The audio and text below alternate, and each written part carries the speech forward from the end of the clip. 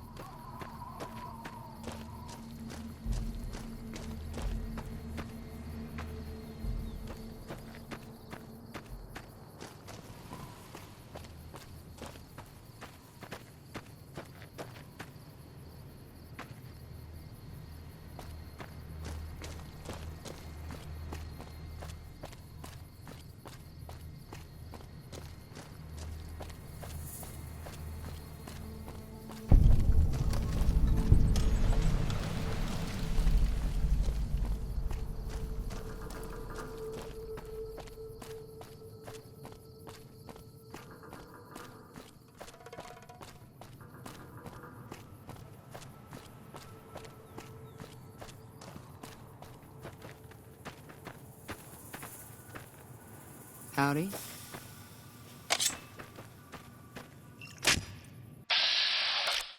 I've got...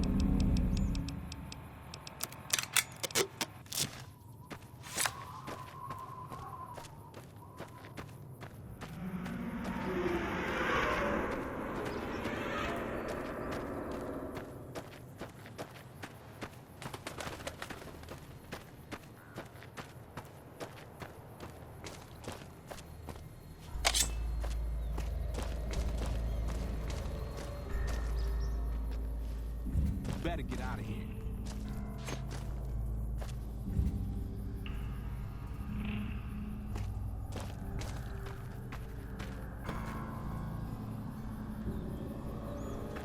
Aha! You like that?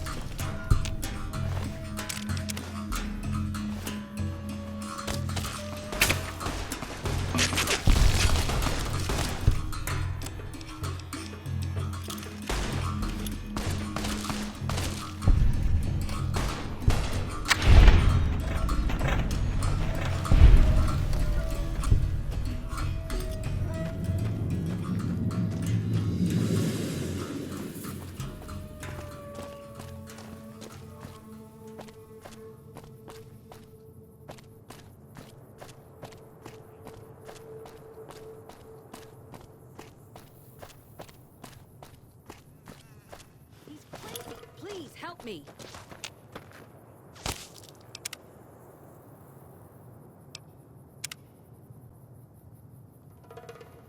He's crazy. Please help me.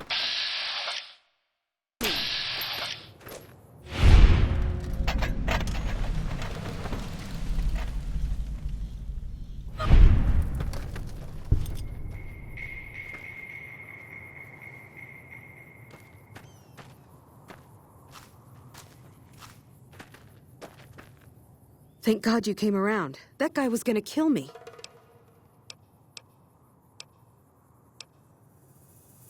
What? This? He stole this from me at gunpoint. Lucky for me, he got distracted and I got a chance to draw on him.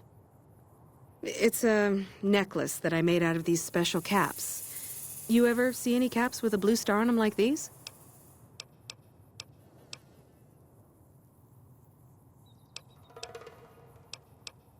Pretty sure, yeah. It's really nice, isn't it? Have you ever seen caps with pretty blue stars on them like these?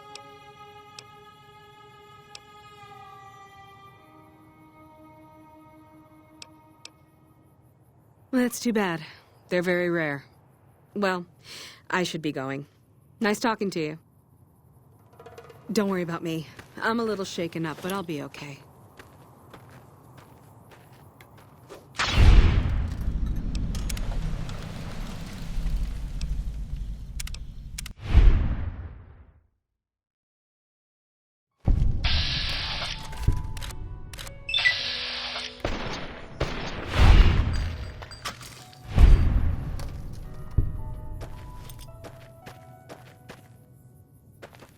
Thanks for the help.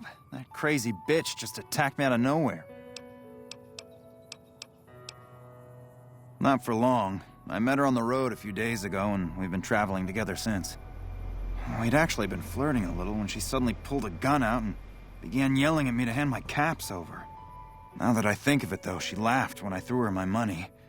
I think what she really wanted was my Lucky Charm necklace. Yeah, every once in a while you can find a cap with a blue star on it. They're pretty rare, so I started collecting them. Once I had enough, I made a necklace out of them, since I thought they were lucky. And maybe they are, since you managed to show up at just the right time.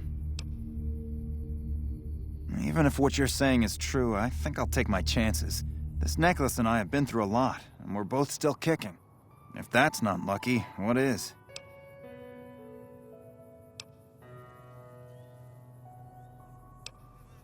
What? The hell I will!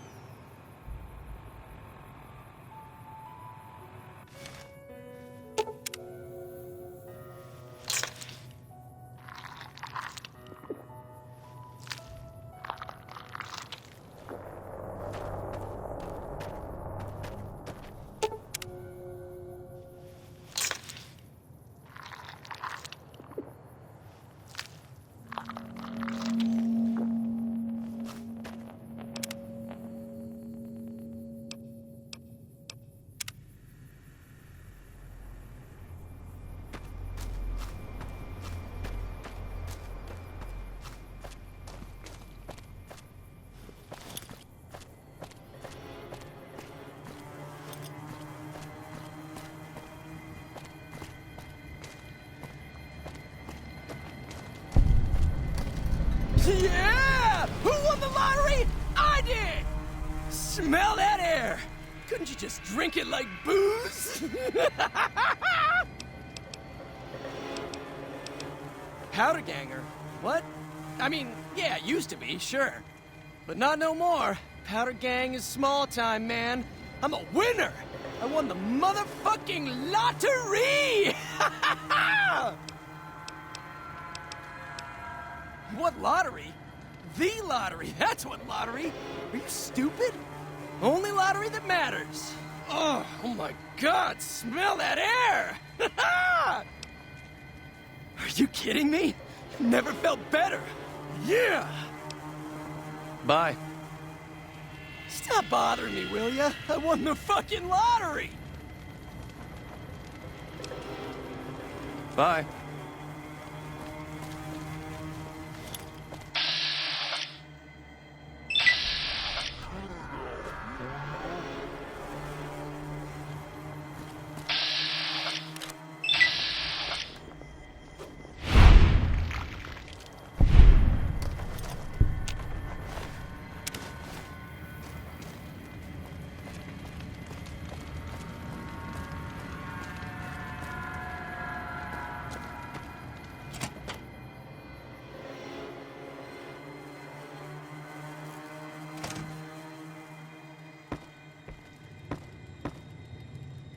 God damn it! I was nodding off until you barged in here, and I don't hurt when I sleep.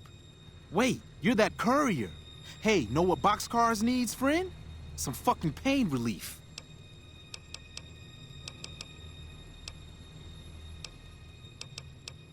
The Legion happened. What the fuck's it look like?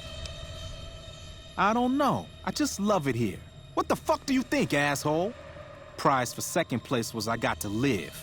But they beat my fucking legs with hammers. I'm fucking crippled, get it? Then you're a fucking dream come true, ain't you? How much you gonna give me? Good enough. Hand it over. Luck, that's how. I'm just that fucking lucky. You're looking at the second place winner of the Nipton lottery. That asshole Swanick took first place. So him they let walk. It ain't like we came to Nipton to play it. Me and my crew had it worked out to kidnap some NCR troopers who come to town to get laid. Had it all worked out with the scumbag mayor. We were gonna ransom them off, keep their weapons for ourselves, a nice score. We get in position, and next thing we know, we're surrounded by those fucking Legion freaks. They dragged us and everybody else into the center of town. And that asshole with a dog on his head, he starts talking about how we're bad people. He said we needed to be punished for what we did. Not all of us, but some of us. And then he gives everyone a fucking lottery ticket. What do you think? He started drawing tickets and that's how people got punished. First up was the lucky losers. They got decapitated. Guess that's lucky cause it's pretty quick. Then came the crucifixions. God damn, but those went on and on and on. Third place runners-up got enslaved. I got the fuck beat out of my legs, and the winner, they let go free. Like what? Yeah, a bunch of those Legion fucks dragged them off right away. They were headed east, if you're feeling heroic. That's how I figure it. Got problems of my own to handle. Don't act like you'd be doing me a favor. I don't give a fuck. Him? When his ticket came up, they burned him alive on a pile of tires. Bye.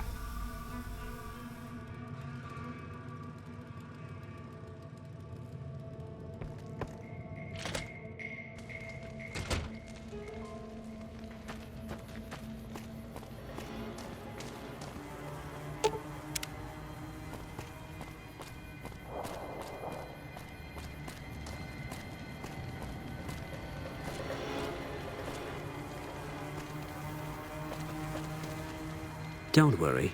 I won't have you lashed to a cross like the rest of these degenerates. It's useful that you happen by. I want you to witness the fate of the town of Nipton, to memorize every detail.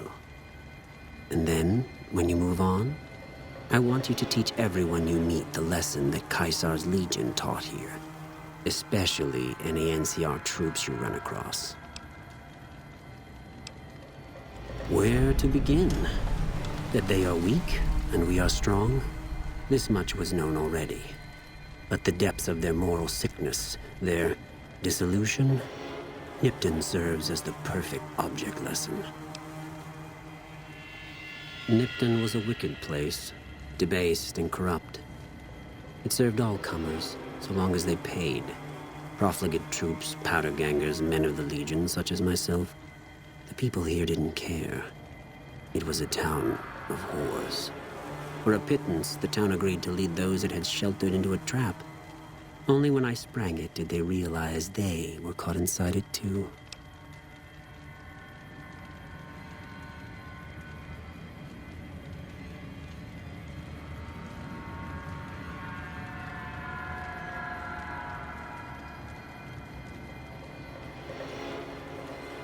Yes, and herded them to the center of town.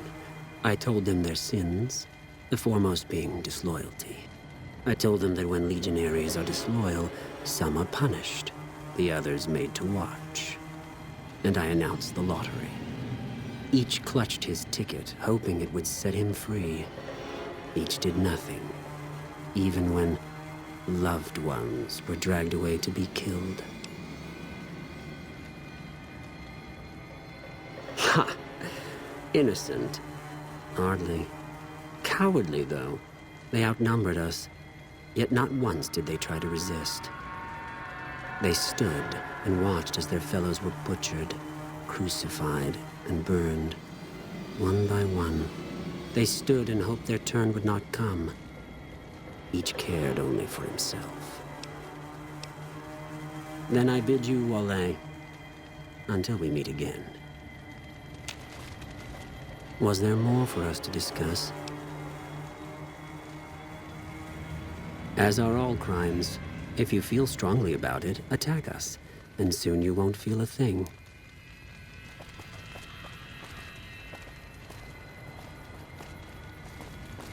Awe. Awe. Watch yourself, profligate. True to Kaisar.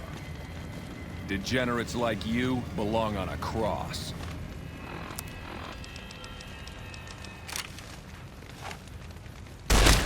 You'll pay for that. Another...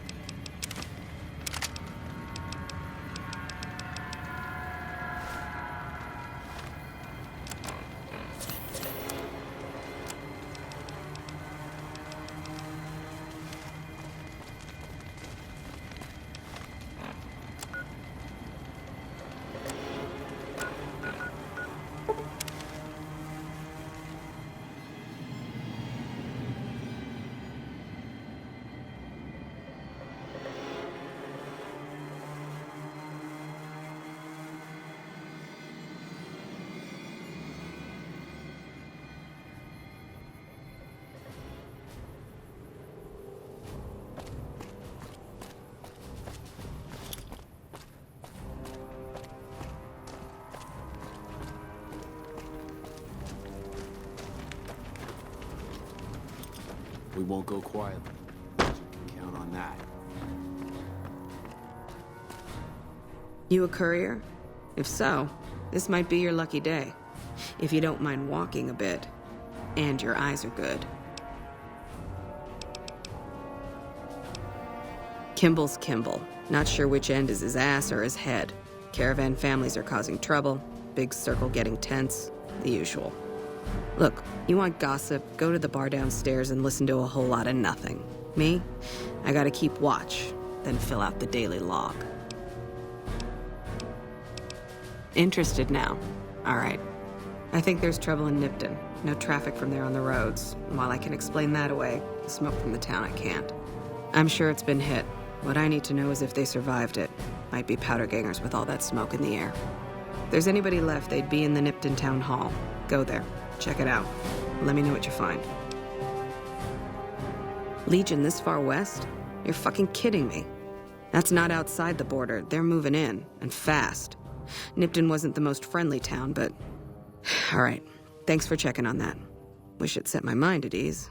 Now I'm more on edge than ever. Well, thanks for hoofing it there and back, even if it was bad news. Wish we could spare the troops to go hunting, but orders are to stay put.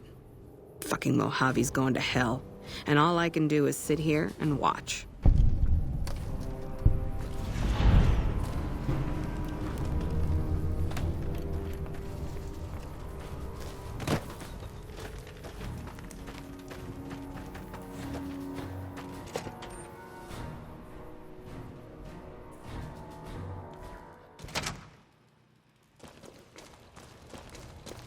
When I got this assignment, I was hoping there'd be more gambling. Caravan, citizen, pilgrim, or...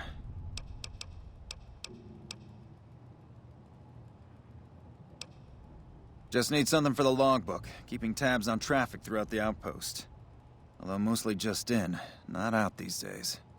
If you're looking for the commanding officer, he's in the back. Although, he's got a lot on his plate, so if you speak with him, keep it short. Also, if you need any gear checked, we can get you up and running again. Once you fill out the work orders and sign for the parts, of course. Oh, Knight. You must not be from around here. If so, doesn't do to get too friendly.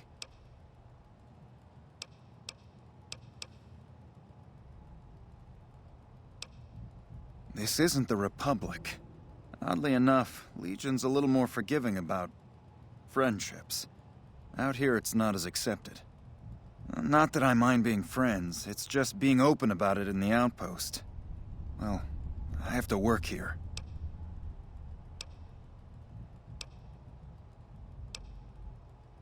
Wait a minute. Look, some things in the NCR aren't ideal, but I want to help. If you need something repaired, let me know. I can sign the work order. As long as caps change hands, I can put them back in yours. Goodbye.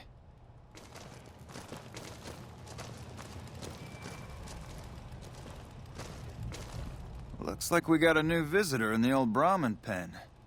Not many people coming here in a hurry, only passing through. And if you're passing through, you picked a bad time.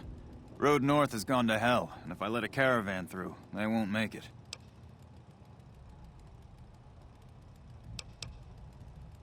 Soldiers, no. Recruits, yes. And the Mojave outpost has been ordered to have a standing force at the NCR perimeter at all times.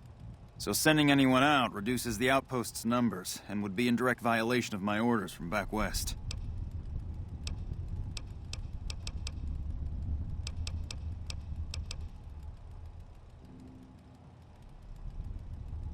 Sending more troops, yes. To reinforce the outpost, no. Troops head through here on their way to McCarran, or to the front lines at Forlorn Hope. Or they're on leave, on their way to New Vegas to piss away their pay. All of them passing through.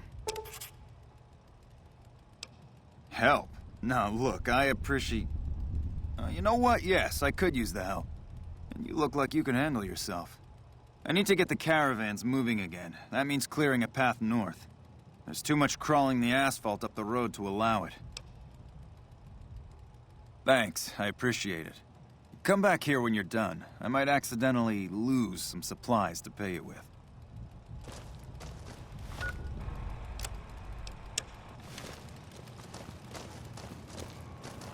When I got this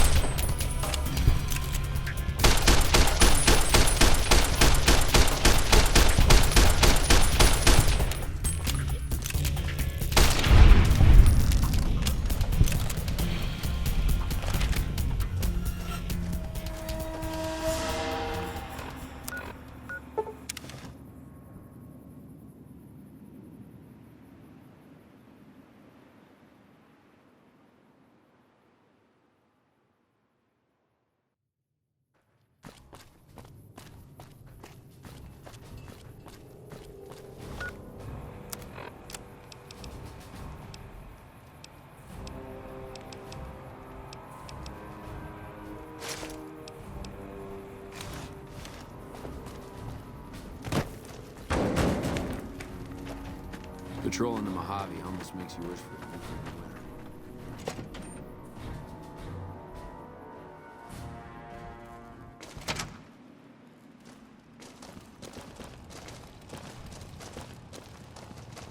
Appreciate the help. Wish I had more work for you, but nothing else on the radar at the moment. Take care. Cool your heels over in the barracks if you want.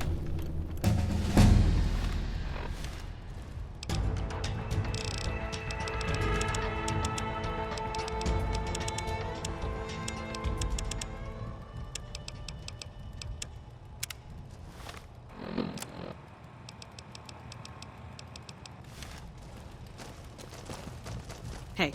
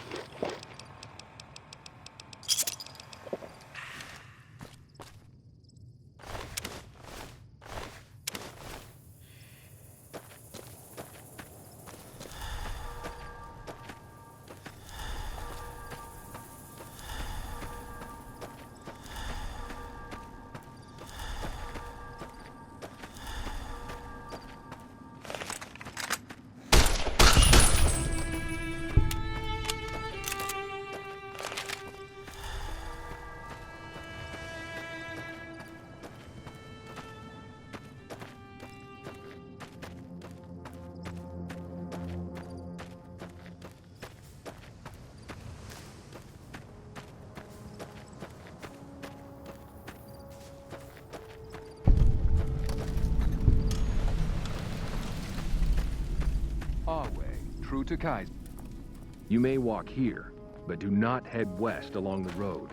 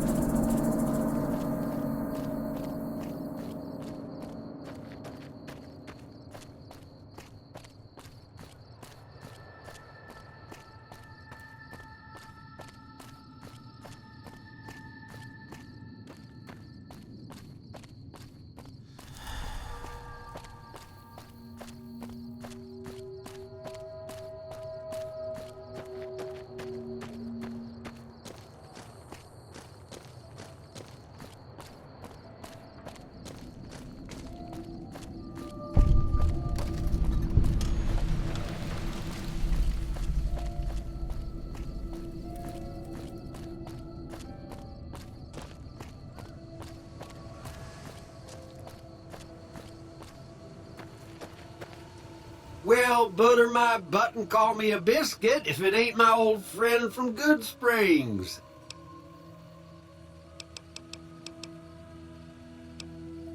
I'll let that slide, seeing as how you got a mind full of vengeance for that no-good polecat and all. No, don't believe I did. But you might ask around. The Novak folk usually see anyone traveling this way.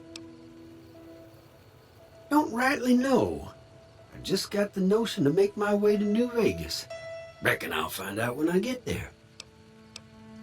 Seeing how this is the only road around, I'd be a sight more surprised if we didn't run into each other from time to time. Be seeing you.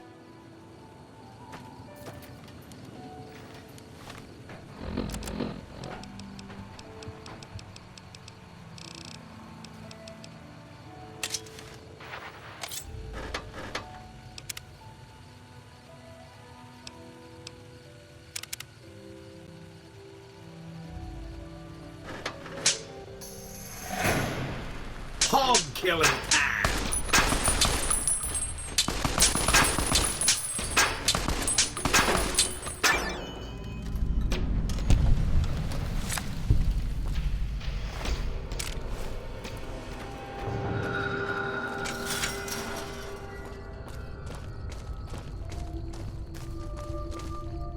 If you're an enemy of the NCR, you're an enemy of mine. Get out of my sight. If you're an enemy of the NCR, you're an enemy of mine. Get out of my sight.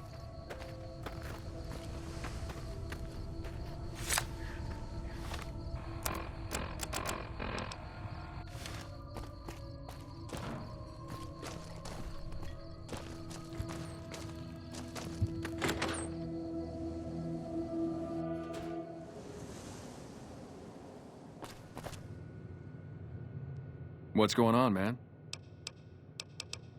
I'm Manny. I'm on security detail here. You see a rifle barrel sticking out of the dinosaur's mouth, you got a 50-50 shot it's me. Otherwise, it's Boone. Boone's a sniper, same as me. Used to spot for him when we were enlisted with the NCR. After we got out, I talked him into settling down here. So, here we are. I'd introduce you, but, we're not so friendly right now.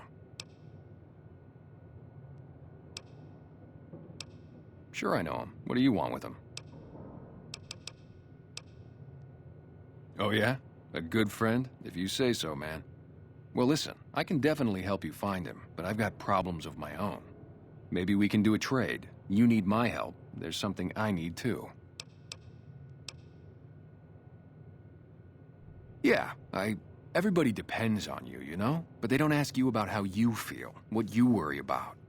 There's something I like about you. You just seem really understanding. I was gonna ask you for a favor, but I'll just tell you what you want to know. The guy you're looking for, Benny, he was traveling with some members from my old gang. They were going to Boulder City. It's straight up Route 93 from here. Just keep following the road north. No clue. I know Benny hadn't paid up yet. Maybe that was where they were supposed to get square. Glad I could help. Hey, I know you've got no reason to help me out now, but you seem really nice. Could I at least tell you about the problem we've got here? Say no more. I hope things work out for you. Yeah, see ya.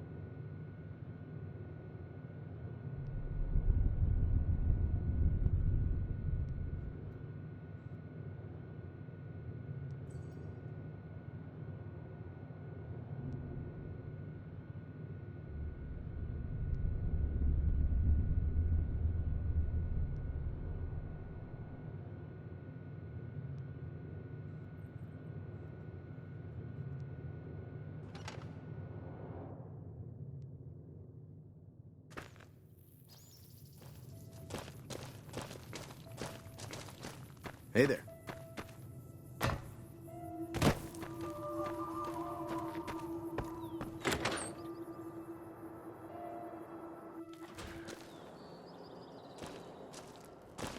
Welcome to the Dino Bite gift shop. My name's Cliff. If you're here for the T-Rex figurines, you're just in time. There's still a few left.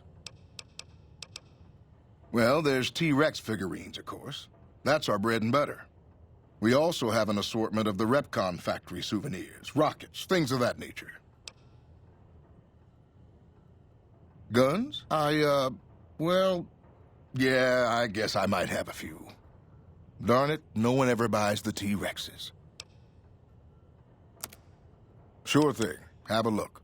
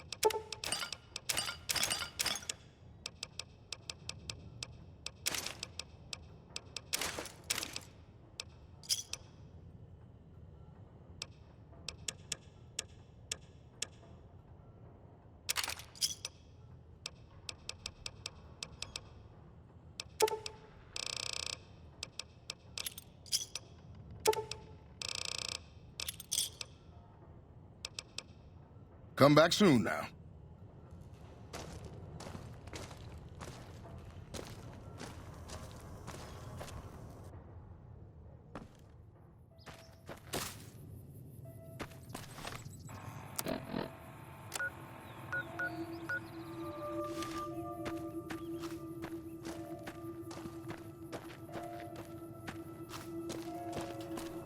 Howdy.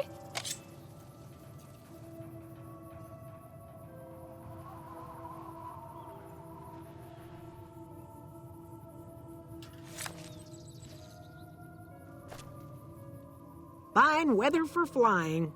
It's times like these that make me miss it all. 4? No, not exactly. It was a long time ago. Things are a lot different these days, and those days are way behind me.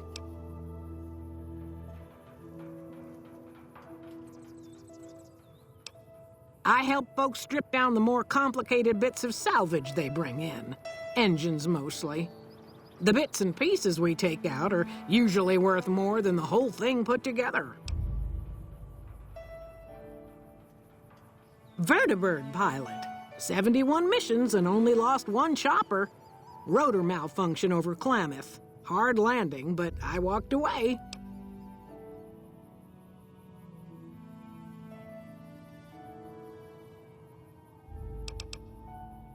Watch your 6 out there.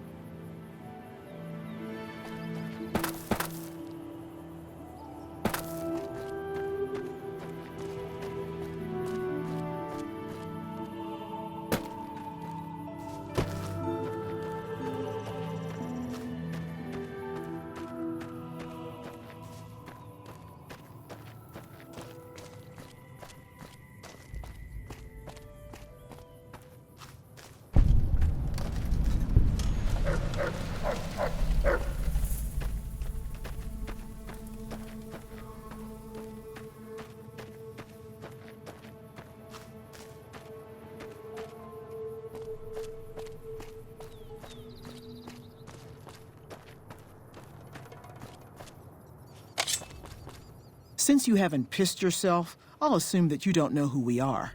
Next time I'll bring my sickle and wear my black cloak. See, the NCR sends us when they want terrible things done to terrible people. You've got 3 days to improve your reputation with the NCR, or we come for you, without all this pleasant conversation. Have a nice day now, you hear? Crap. You don't even want to live a few more days? Go. Get laid one more time or something. We're walking away. 3 days.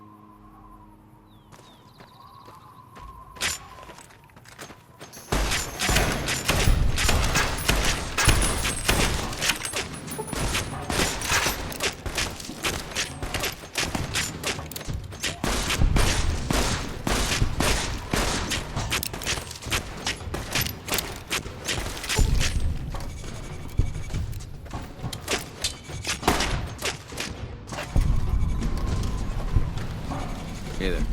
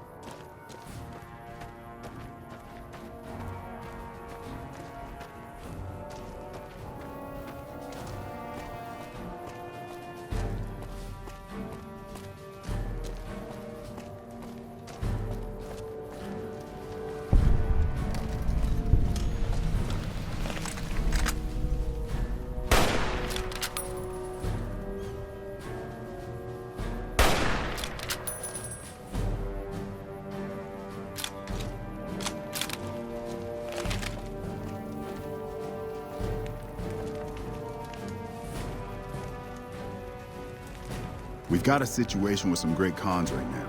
The brass I'm carrying has ordered me to lock down the ruins until it's been resolved. One of my patrols was on its way back from Novak when it came under fire from the Great Khans. They radioed for reinforcements, but instead of waiting for us, they chased the Khans into the ruins where they were caught in a crossfire. No deaths, but not all the squad got out. The Khans have Private Ackerman and Private Gilbert as hostages.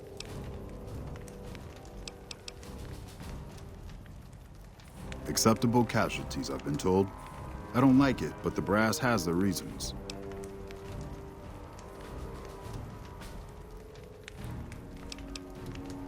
Once the Great Khans have been killed or captured, you're welcome to retrieve any property they've taken from you.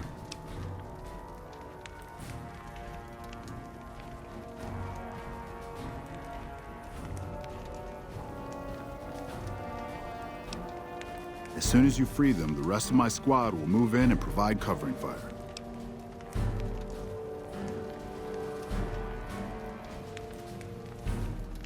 You should wait until it's darker so that you have the best chance to pull this off.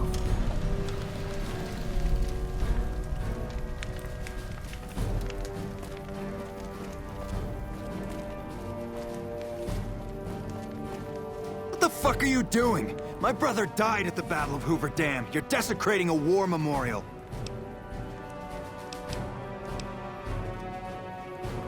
Oh, now it's on.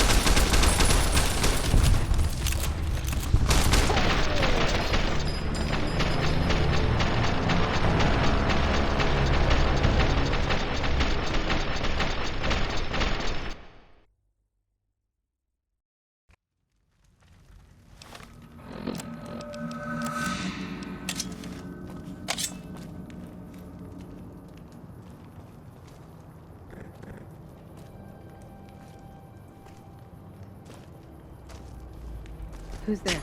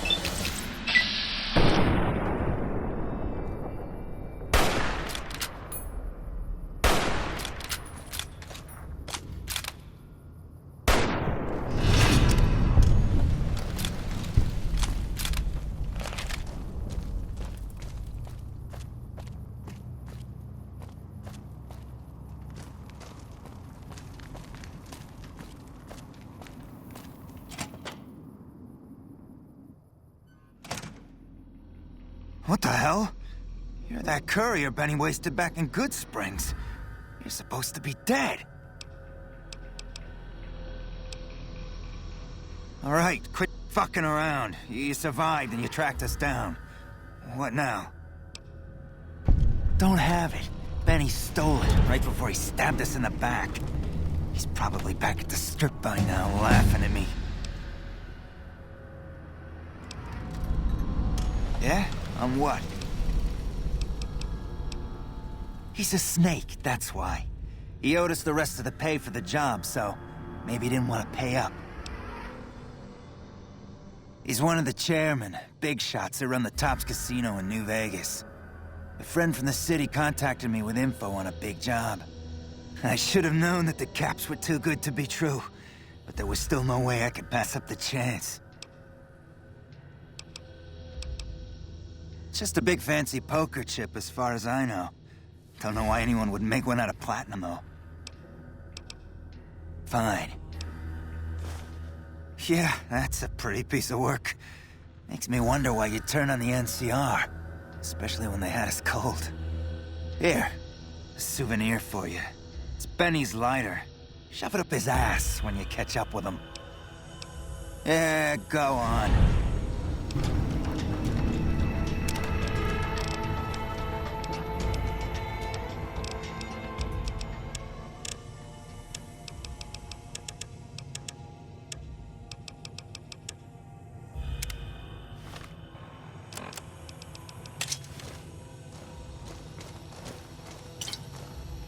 Hello.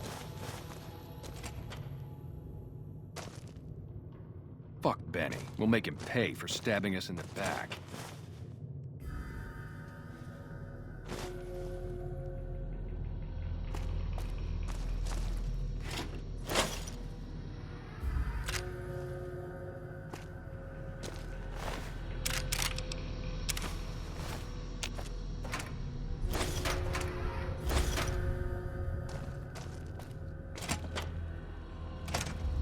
Hello.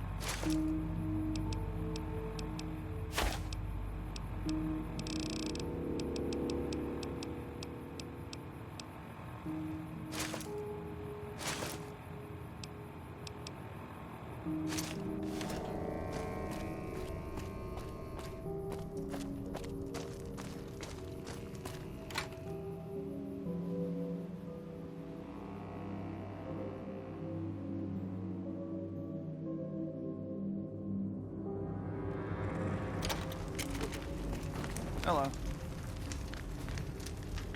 Fuck Benny. We'll make him pay for stabbing us in the back.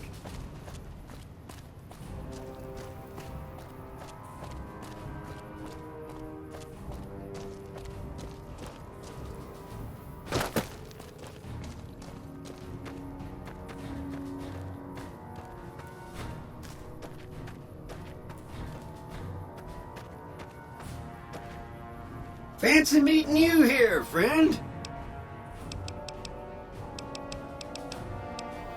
Now, it ain't my fault that Dorothy and the Tin Man happen to be on the same yellow-striped road, is it?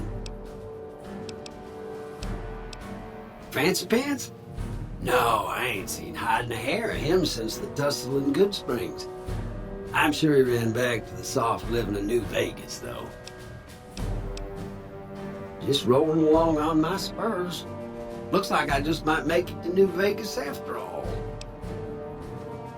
Yep. Guess it's just down to you and Fancy Pants. I wouldn't worry about him. He looks all hat and no cattle, if you ask me. Look me up when you get to New Vegas. I'll buy the first round.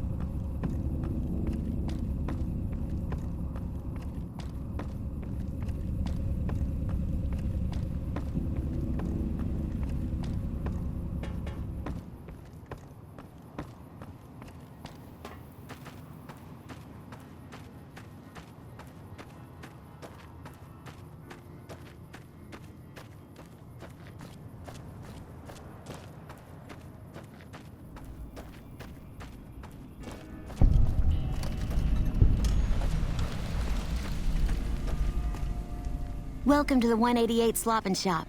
How can I help you? Have a look.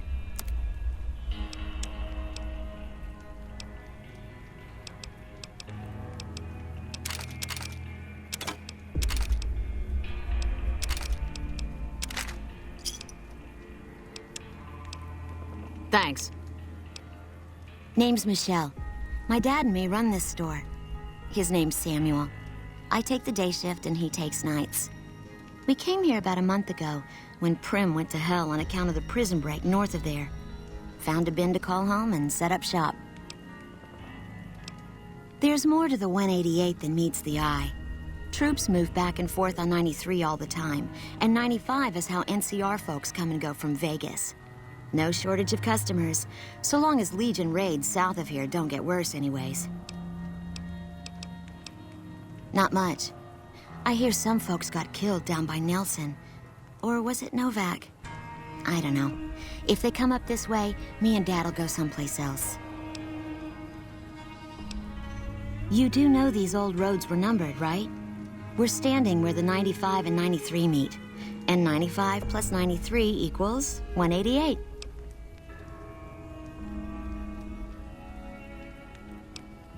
Bye. Hey.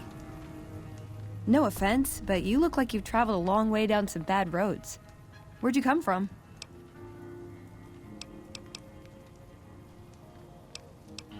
Huh. Well, in that case, I take it back. You look pretty good, given the circumstances. Well, welcome then. I'm Veronica. I live in a hole in the ground. Well, a bunker, if you want to get technical. I think it sounds more interesting my way. But I'm not there much anymore. I'm usually out here picking up food and supplies for my family, whatever they need. Yeah, I'm not worried. They can handle themselves. But somebody has to get the groceries, know what I mean? And actually these days, I think they'd rather have me out here anyway. But that's a whole other story. So listen, can I ask you something on the level? Forget I said anything then. I had a run-in with this group calling themselves the Brotherhood of Steel. Pretty strange bunch. Do you know anything about them?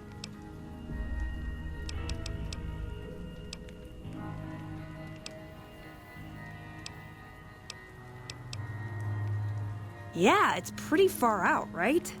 Fixating on old technology just doesn't seem very relevant to most people's lives. Hey, so where are you headed anyway?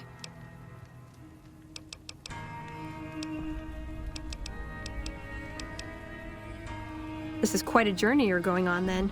Must be an interesting relationship to have brought you all this way.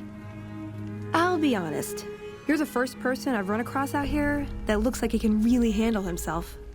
There are places I've never been to that'd be too dangerous for just me. What do you think? Maybe we could travel together, help each other out. Like I said, they can handle themselves. And I'm not the only one getting supplies for them. It's a big family. Oh, nowhere in particular, really. Just hoping to see more of the world, looking for a fresh perspective. I want to see how different groups have adapted to survive in the Mojave. See if there's something I can learn from.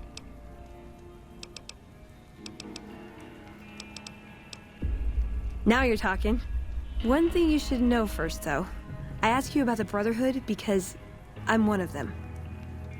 I know, but I had to know how you react when I told you. We have made a lot of enemies. You still okay bringing me along?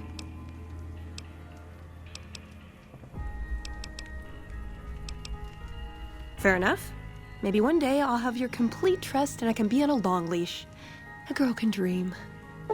Well, thanks for taking a chance on a naive young girl from California with stars in her eyes and a pneumatic gauntlet on her hand. Let's hit the road, huh? You're making me carry the heavy stuff, aren't you?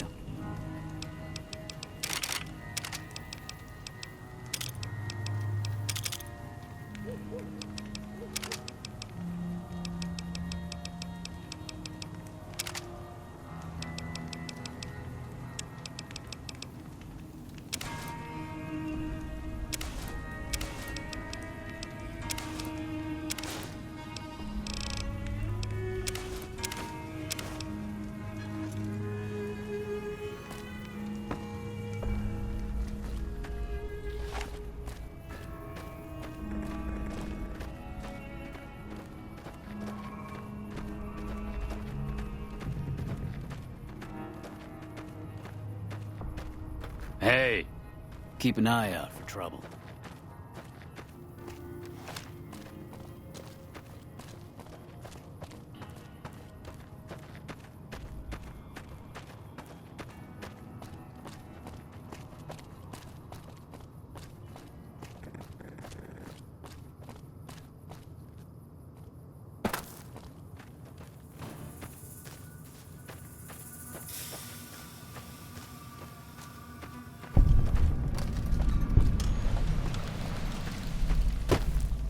Howdy. Howdy.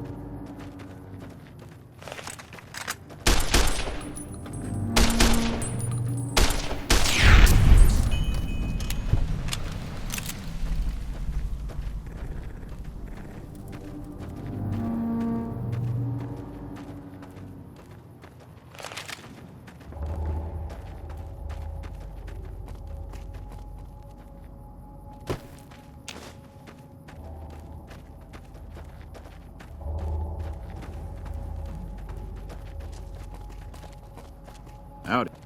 Howdy. Ooh, got something good for me? Is it a dress?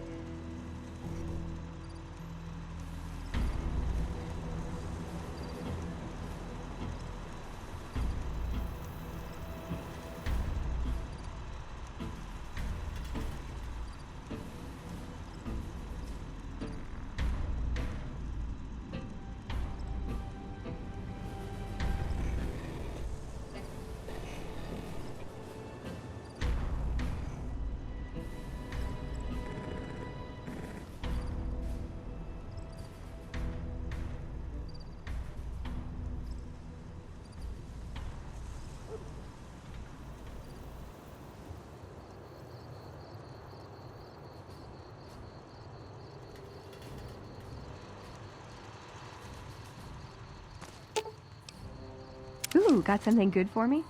Is it a dress?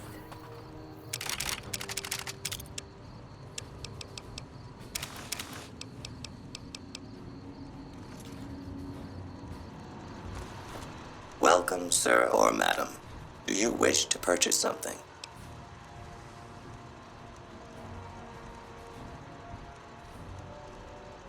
I am ready to process our transaction.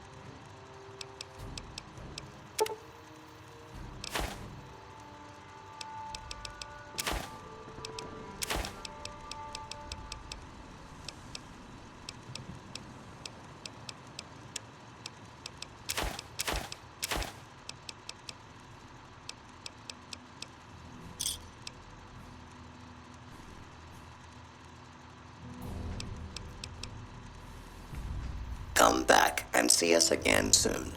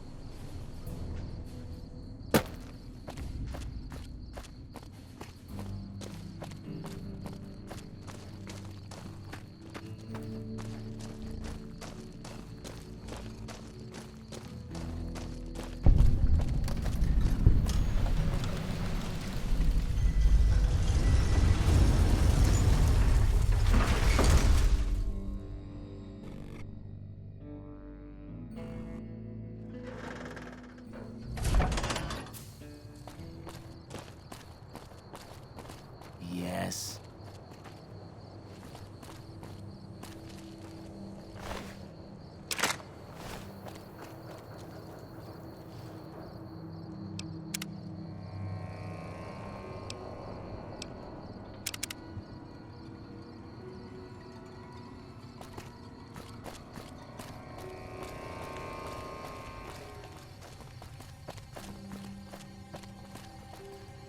I've got you now.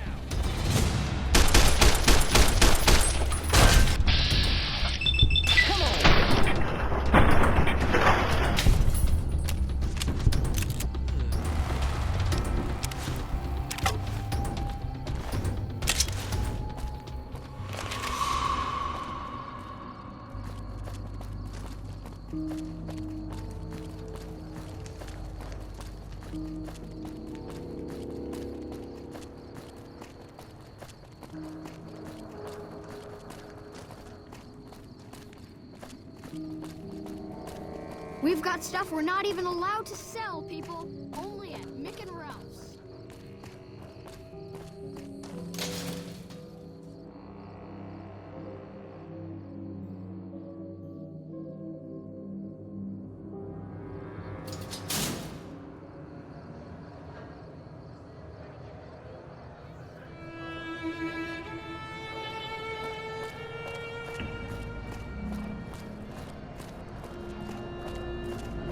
Hi. Plasma, pistols, grenades.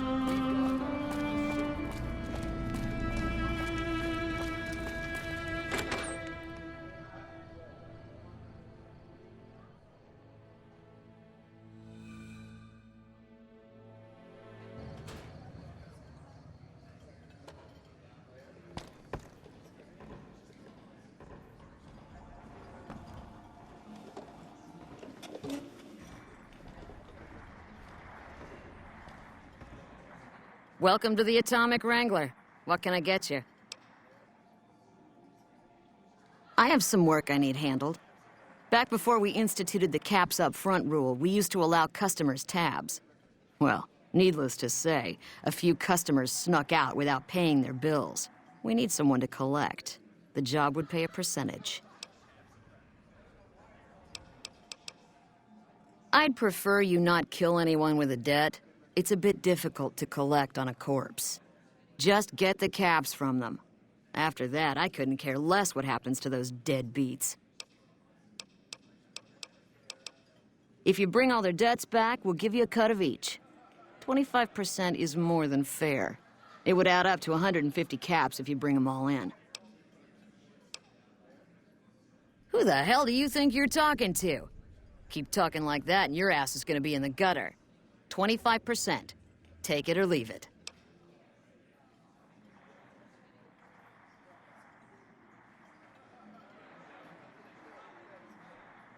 Who the hell do you think you're talking to? Keep talking like that and your ass is gonna be in the gutter. 25%. Take it or leave it.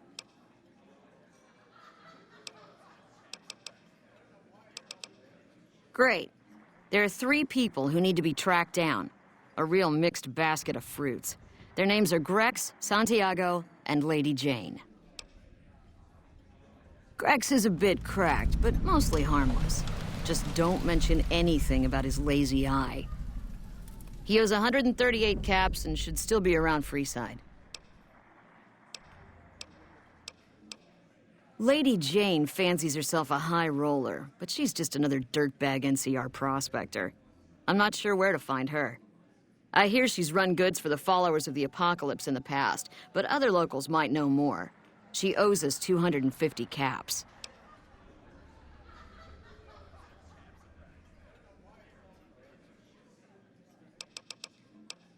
Santiago is a suave son of a bitch, but a total pansy when it comes to fisticuffs. He owes 212 caps and should be around Freeside as well. Anything else you need?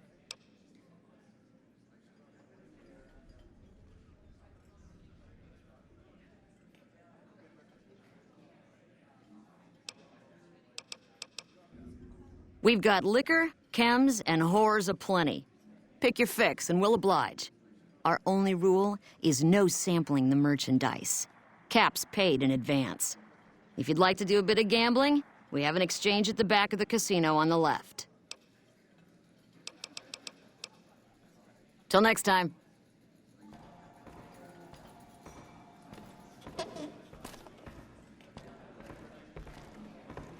Hello there.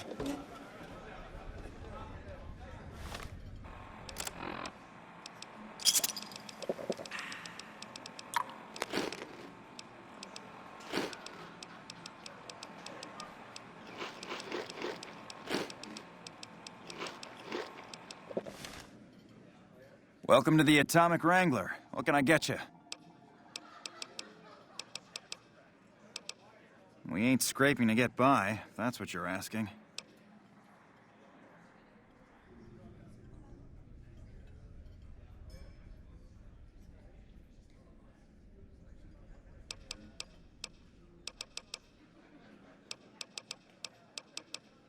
We've got the basics covered, but now you mention it, we have had unusual requests from some of our wealthier customers.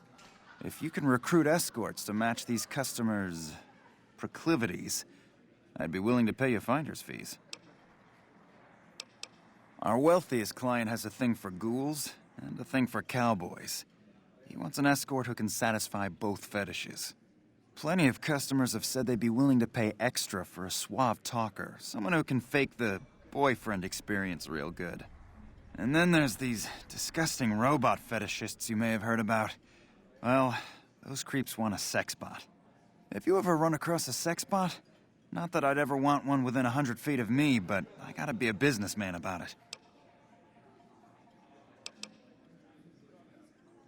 Just don't rough up the merchandise before delivery. You break it, you bought it. Sorry, but that is the best I can do. Sorry, double is out of the question. Just direct them to the Wrangler. I'll pay you when they show up. The best place to start would be with Ralph, at Mick and Ralph's over on the east end of Freeside. Other than that, your guess is as good as mine. Yep.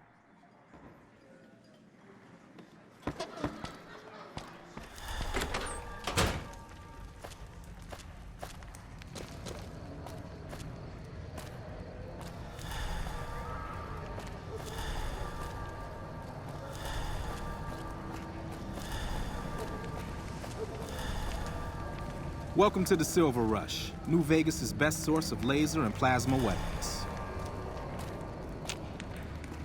I'm afraid I'm gonna have to search you before letting you in. The only weapons allowed on the premises are the ones we're selling. Then you're not gonna shop here. I'm afraid I'm gonna have to... This should only take a moment. There, I've stowed all of your weapons. You're clear to enter. When you leave, I'll hand them all back to you.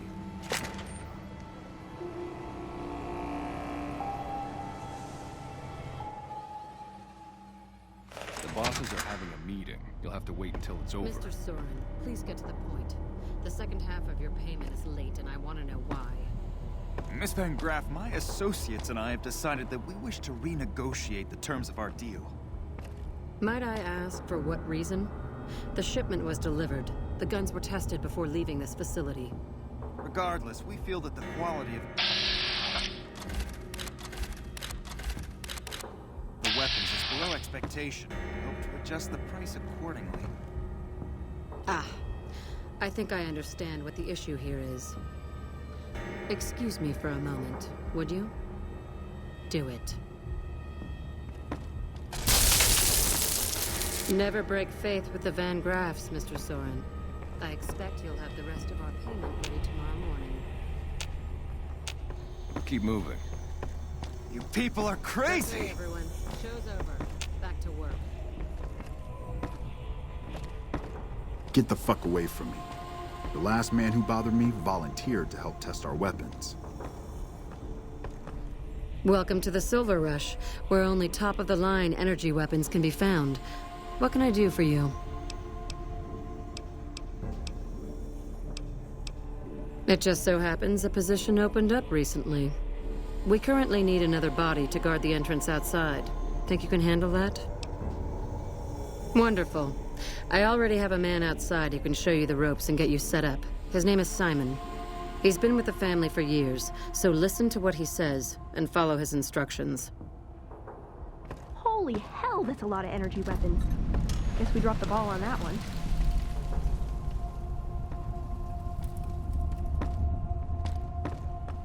Keep moving.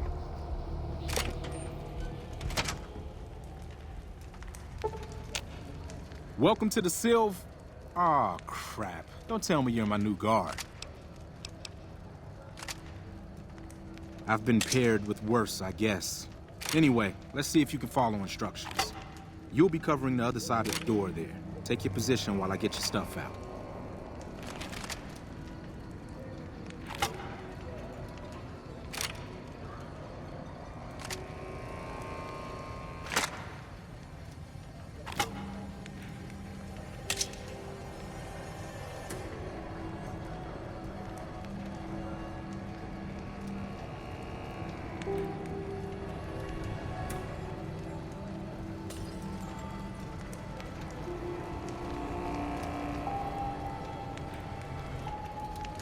Don't hurry me. I'm trying to get your stuff ready.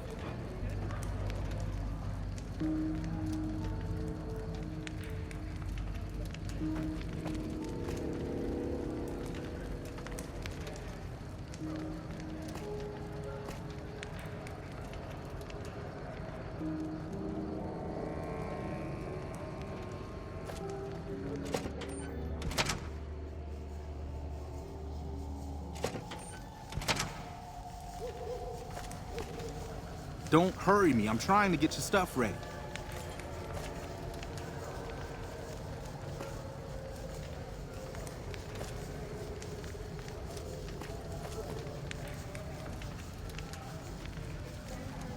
Don't hurry me. I'm trying to get your stuff ready.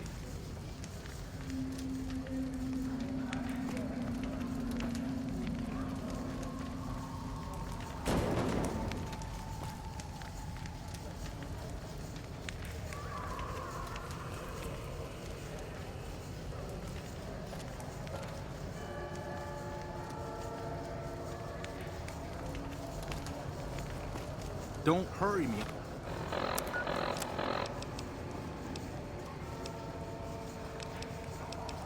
I'm trying to get your stuff ready.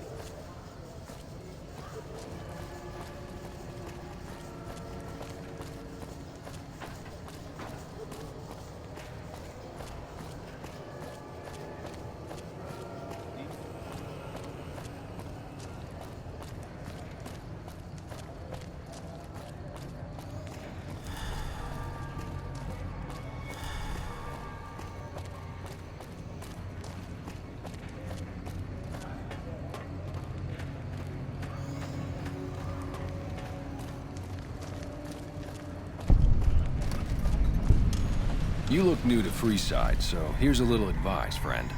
Don't go past the Southgate greeter without talking to it first. The name's Old Ben. I've been living in Freeside since the day I was born. Those bots are programmed to vaporize anyone who enters the fenced-in area without authorization from the greeter. I've done a bit of everything around here. Courier, butcher, crier, escort, gun for hire. Some of which I'm not proud of, but I do my best to help around town when needed. Well, I suppose you could look at it that way, but I was packing a whole different kind of heat. No, escort just sounds better than man-whore.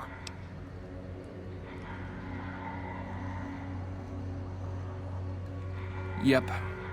I was damn good at my job, too. But after a while, I just felt like a piece of meat and had to quit.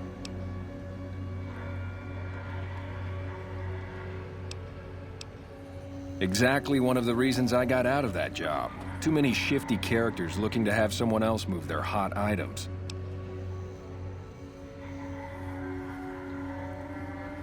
My father ran a butcher shop here in town. But business went downhill when another vendor started selling this strange meat at half our prices. You're telling me, not long after my father's shop went under and he passed away from the loss, people around town started experiencing shakes.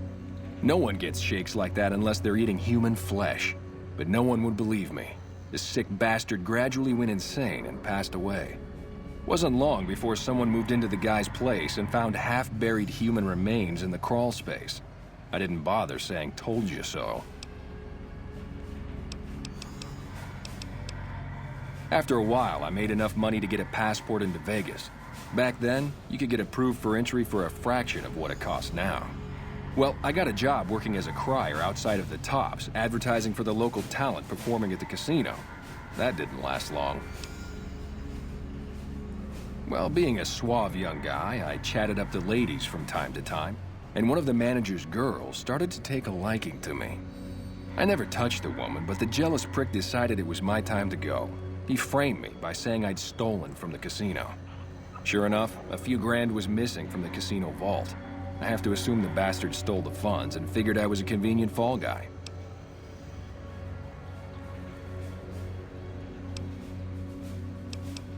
Yeah. Shit indeed happens. I was stripped of my casino apartment and all of my belongings and booted back into Freeside. From there, I didn't have a lot of career options, as my rep was destroyed. So the escort job sort of fell into my lap. No pun intended. When I quit the escort job, I had enough money to buy a pistol belt and some other gear. Bodyguards make a good, honest living. And I had the wits and physical build to handle most thugs. After saving a few tourists from trouble, I got a reputation for being a stand-up guy again, and after a decade, managed to save up enough to retire. All right. I'm retired, but life has been a bit dull without some kind of action. What's the job? Ah, I get you. So you think because of my past escort work, I'd be interested in that kind of thing. I got out of that work because it just made me feel empty inside. What makes you think I would ever go back to that degradation?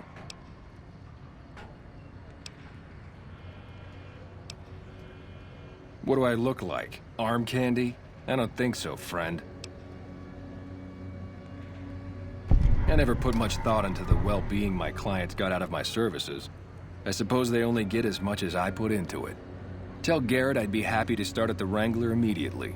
This should be a nice change of pace from retirement. Later. Hello again. Talk to you later.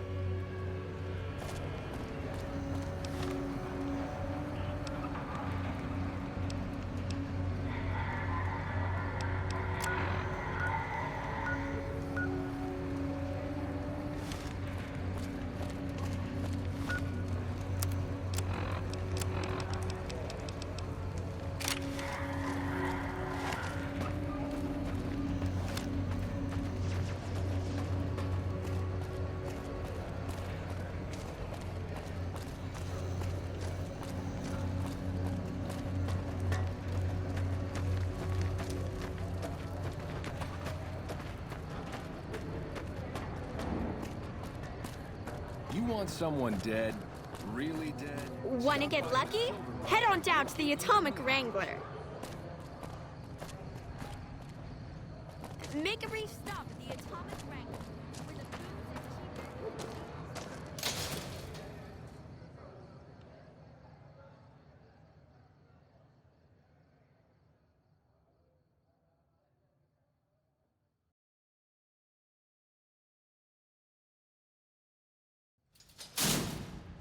We've got stuff we're not even allowed to sell, people.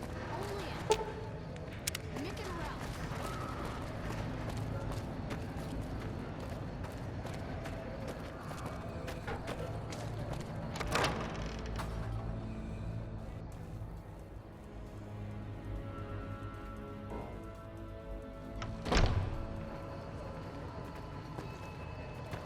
Hello. Howdy. I've been around a while, currently working for the Followers as a gun for hire, but it's getting rather dull. Aside from protecting them from the occasional thug looking to intercept supply shipments, there isn't much to do around here. The one researcher I liked who I could chat up about liquor got transferred, and the rest of the docs are pretty uptight about my kind of fun. I joined up looking for a decent paying job. Granted, the pay's all right, but they won't let me kick back and slog a brew at the end of the day. They're worried the filthy drunkies in detox seeing me drink will cause an immediate relapse. I say their rehab effort here is just a revolving door. I've been around long enough to observe the patterns of human behavior. Physical and mental anguish are especially exciting to explore. Hey, who doesn't enjoy a little pinch and squeal every once in a while? They already have that pig McCaffrey working for them. Do they need another guard? I've escorted my share of idiot tourists around Freeside. Too much trouble for what it pays. I'm all boot, knives, and leather, friend. And cool besides. What kind of weirdo wants what I've got? Weirdos into bullwhips and necrosis, huh? Doesn't sound half bad. What am I thinking? I'm no whore. And I ain't about to hand my ass over to some penny ante hustler like he owns me.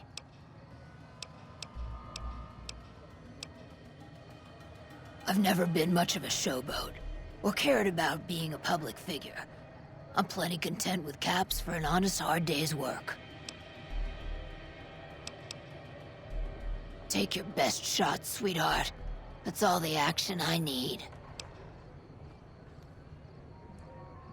I don't need caps that bad.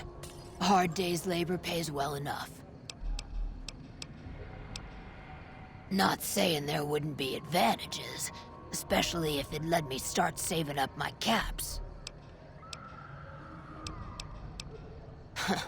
What's the difference?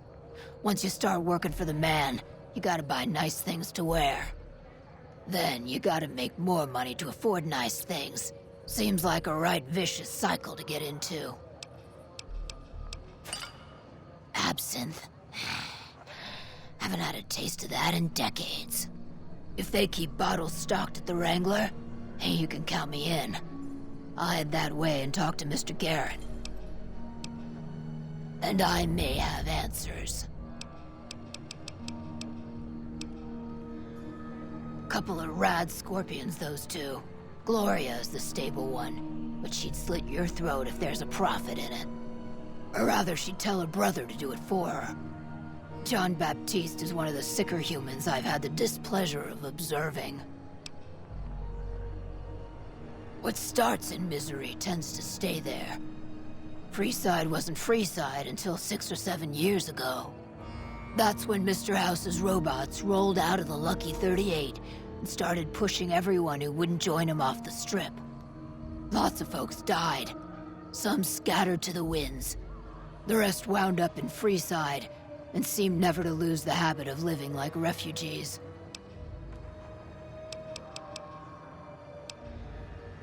I don't know how they do it. They're like saints, those followers. If they didn't charge for their services, I'd think they was crazy. But nah, they're just naive. Warms their heart. What did you want to know? Yep.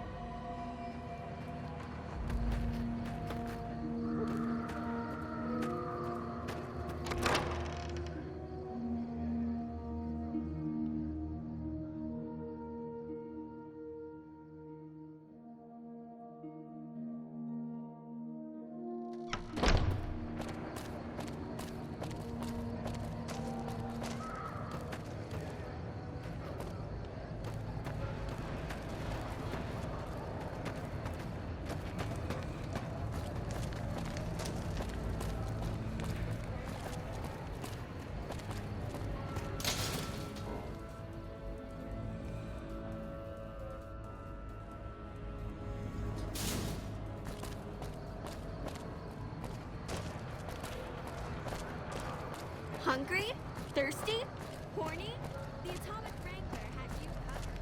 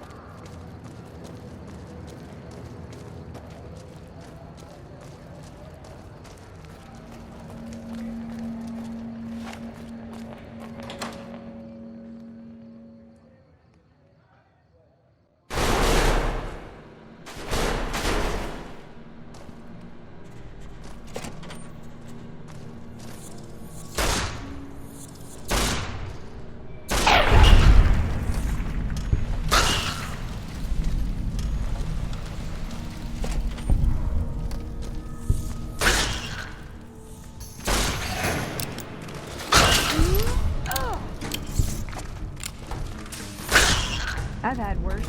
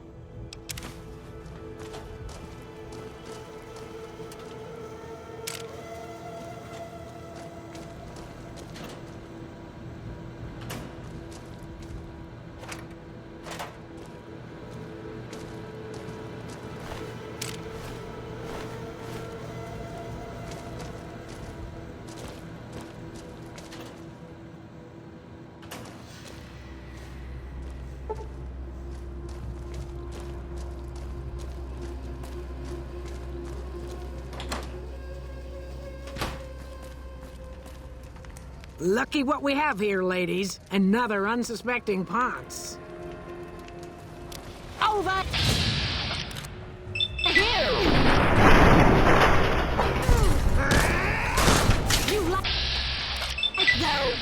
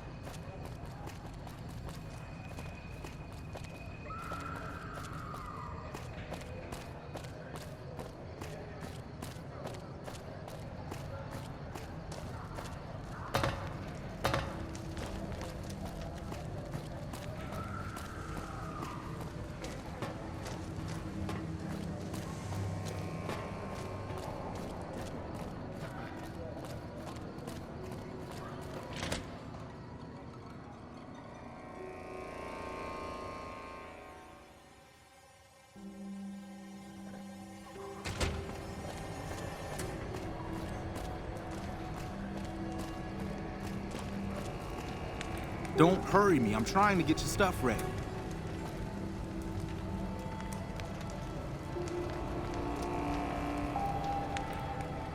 Good. Look around and get a feel for where customers and risks can enter and exit the area while I get your gear ready.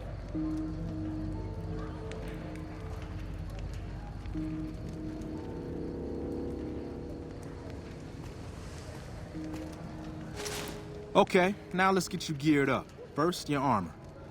Standard issue is your run-of-the-mill combat armor, with a nice dark coat of paint for both brand recognition and sheer intimidation value. Next, your weapon. Guards are required to use rifles. Anything lighter compromises your combat effectiveness. Anything heavier and people are too scared to come in the door. What's your preference, laser or plasma? Good choice. I prefer laser-based weapons myself, but the boss lady says she wants at least one guard using a plasma rifle. Says the lightning bits draw in more people. Whatever. Now that you're equipped, a quick word on the job at hand. In a nutshell, we're here to keep the riffraff away.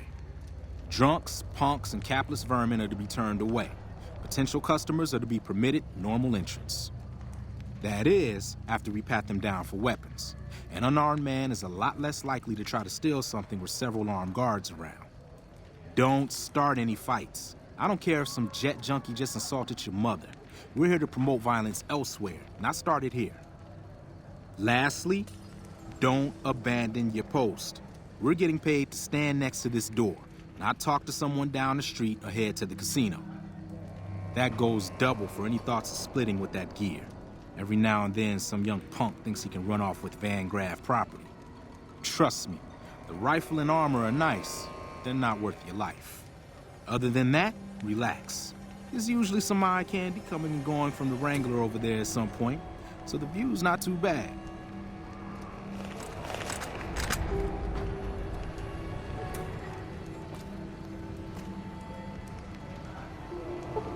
Settle in. You've got some hours left before your shift ends.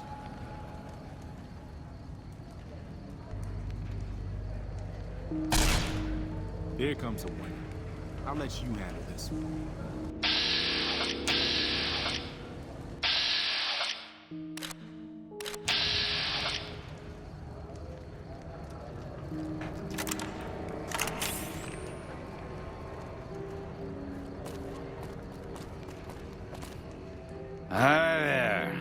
place where I can pick up a laser gun? Fine, I'm going. I'm going. I'll take my business elsewhere. More like he's going to the Wrangler for another drink. You watch.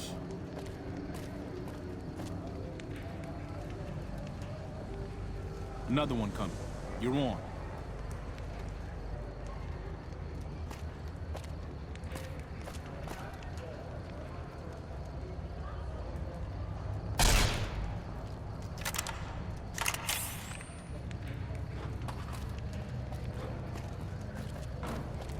Hi. I was, in the area and thought I'd stop by to look at your weapons. Can I go in? No? Should I be? Because I'm not. Can't you just tell? Forget it. I'll just head over to that pawn shop by the east gate. You know, guarding the door is not that complicated. Maybe you'd be better off in another line of work.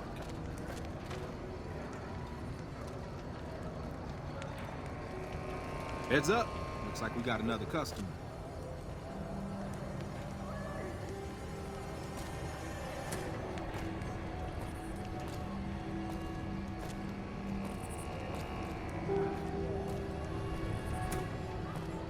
Howdy! I just done broke the bank over at the Wrangler there and thought I might peruse your fine wares. Maybe lighten my purse a little?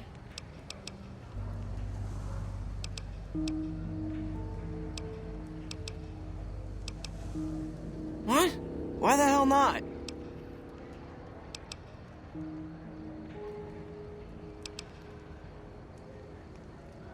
I haven't had a drink all day. Screw this place. I'll go spend my money elsewhere. You keep losing us business like that, and you can forget about being paid.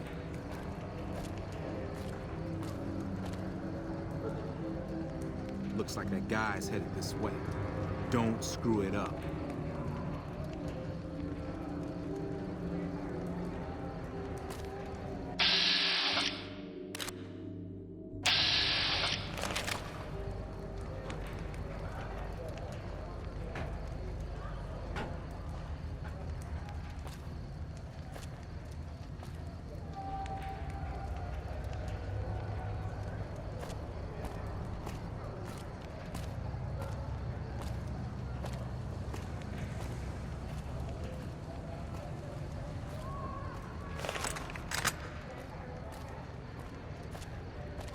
Hey, looking for something to replace my old revolver. Mind if I head in?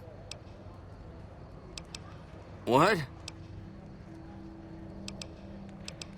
You gonna ask me questions all day, or you gonna let me in?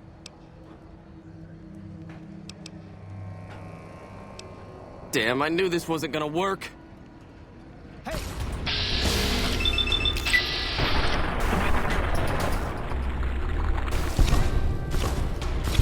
What in the hell do you suppose that was about?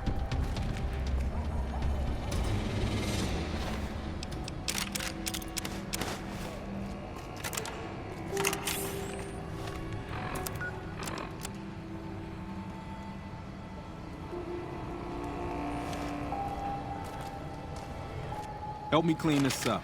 No one's gonna want to shop here with a corpse out front.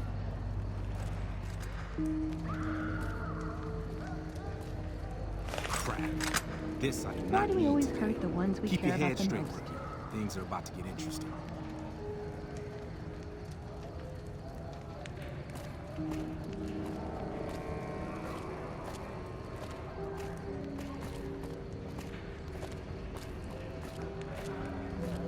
Hey, Simon.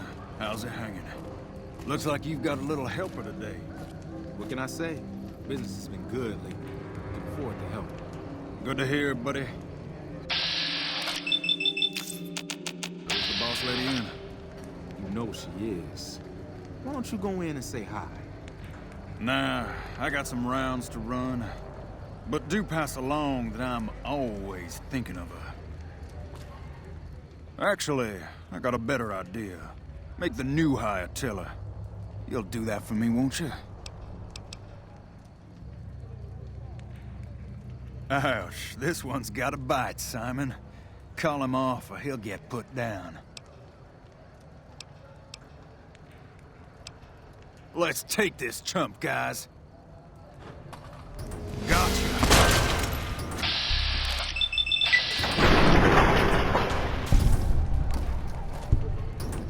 Man, Gloria's gonna be pissed when she hears about this. Still, he started it, so he probably won't go to war with the Kings.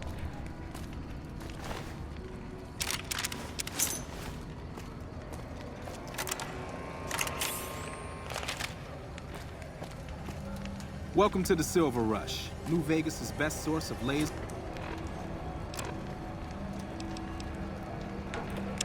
and plasma weapons. Welcome to the Silver Rush, New Vegas' best source of laser and plasma weapons.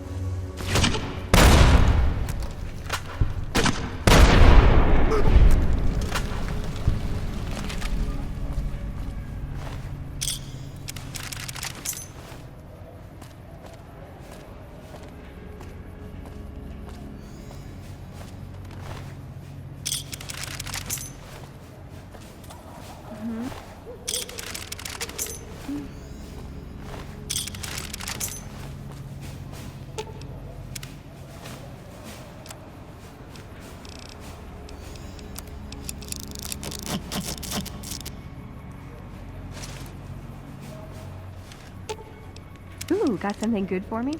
Is it a dress?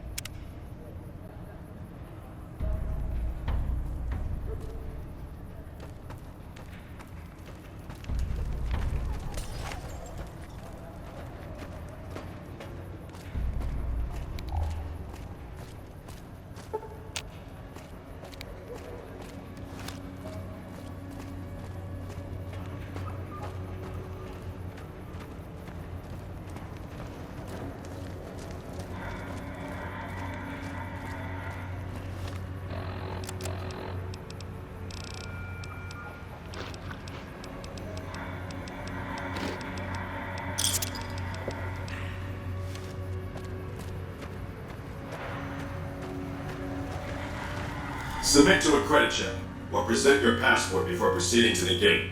Trespassers will be shot. Please submit to a credit check, or present a passport. Thank you, sir. You may proceed.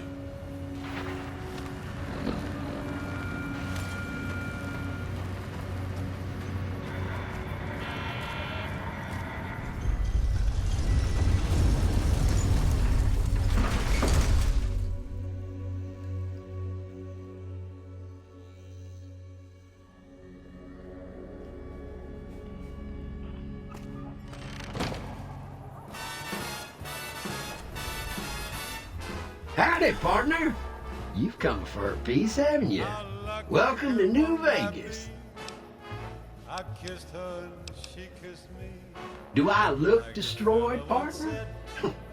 It's harder to put old Vic in Boot Hill than you might think. I wouldn't be much use stuck inside just one Securitron.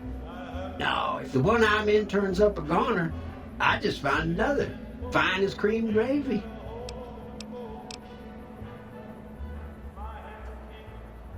Well, sure you are, Rambler. I know you're fixing to serve up some vengeance, but I'm gonna have to point you to the Lucky 38 first. Mr. House, the head honcho of New Vegas, is itching to make your acquaintance. He'll help you serve that cold dish of yours extra chilly.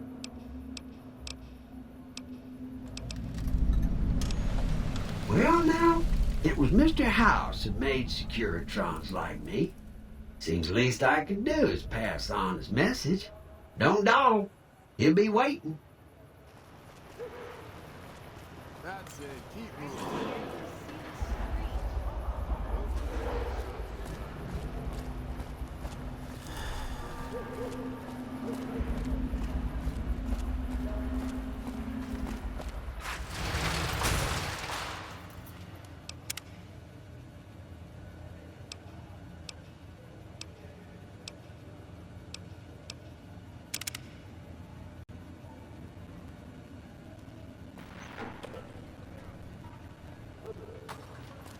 It's hard to sleep in this place, I tell you. Last night some girl was pounding on my door all night. Finally, I had to let her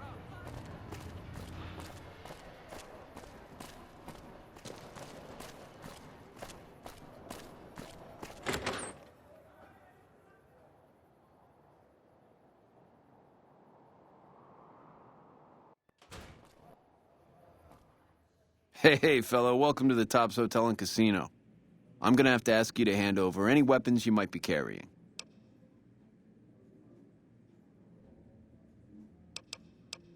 Security, baby. Can't make the bread if the bakers are full of lead. You dig it? Don't worry, you're safe as houses in here. Courtesy of Mr. House.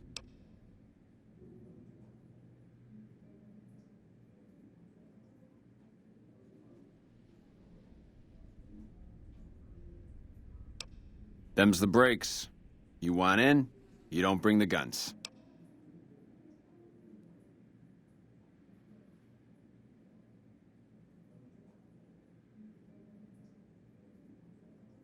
Smooth and easy, just the way I like it.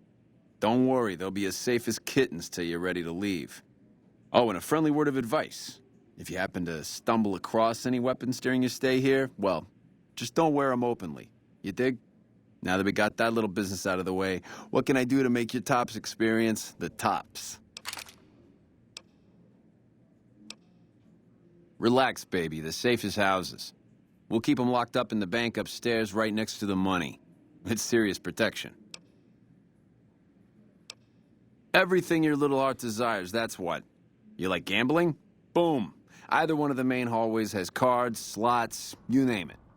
Hungry? Thirsty? The restaurant just off the left-hand hallway has the best food and booze in Vegas. Or maybe you'd rather take in a show. The Aces Theater upstairs always has hot acts raring to go. Check it out. Have a good time, baby.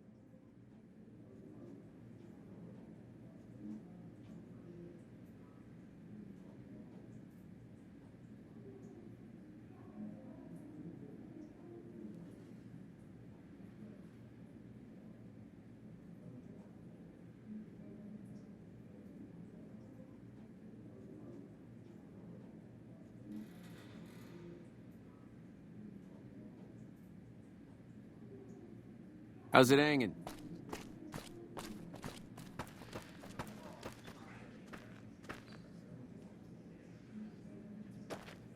Hello. Hello. Keep those hands where I can see them. What in the goddamn? Let's keep this in the groove, hey? Smooth moves like smooth little babies.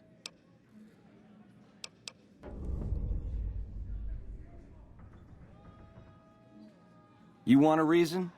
How about 4? They're called bodyguards, and every one of them is packing. Me too, so baby makes 5. Add to that, every chairman in this joint is armed, and not with some holdout pea shooter like maybe you smuggled through security. Anyhow, baby, you didn't come here for vengeance. You came to get clued in. What say you and me cash out? Go somewheres more private-like. Any questions you got, I'll answer.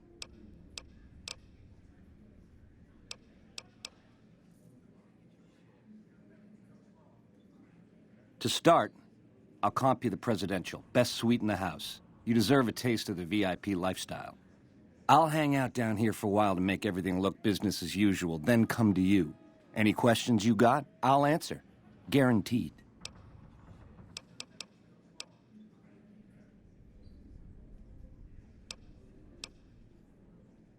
This operation has cost me plenty. I ain't about to get shaken down by some Johnny-come-lately. There's a first-class offer on the table. The rest is up to you. We got a problem, boys. Watch out!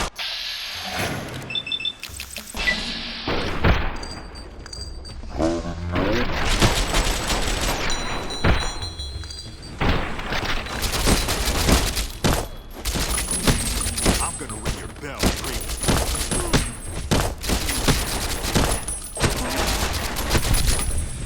You like that?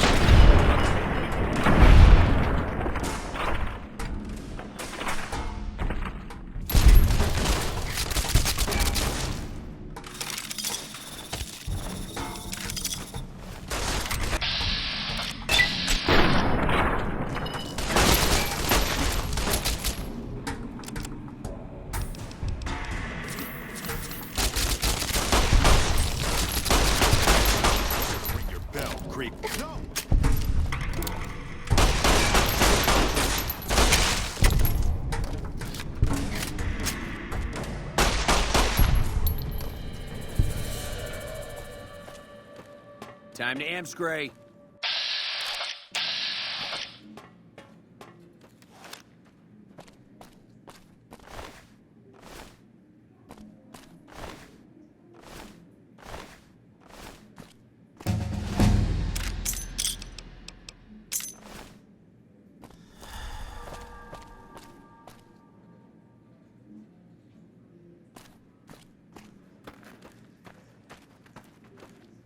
This is hopeless!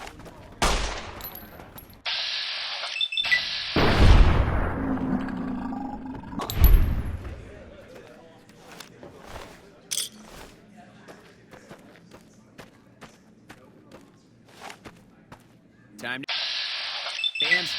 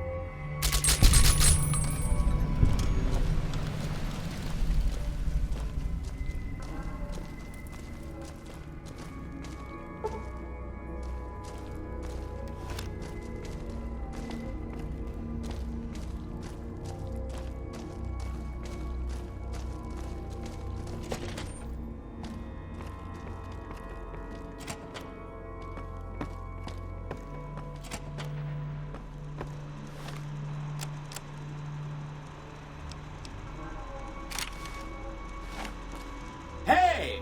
Hi there! Good to meet you. What can I do for you today? This is Benny's workshop. When the tops got renovated, he had this half of the floor blocked off for his own use. I guess you could say it's my entire world. I don't think I've ever left this room, but that's okay. I'm not complaining. Good question. My function is to monitor Mr. House's data network and decode his encrypted transmissions. Allow me to introduce myself. I'm a PDQ-88B Securitron, but you can call me Yes Man.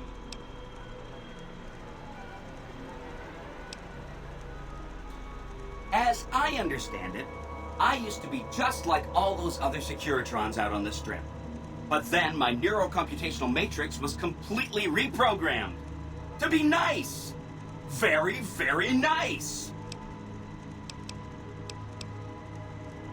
Sure, Benny had me look at it a bunch of times.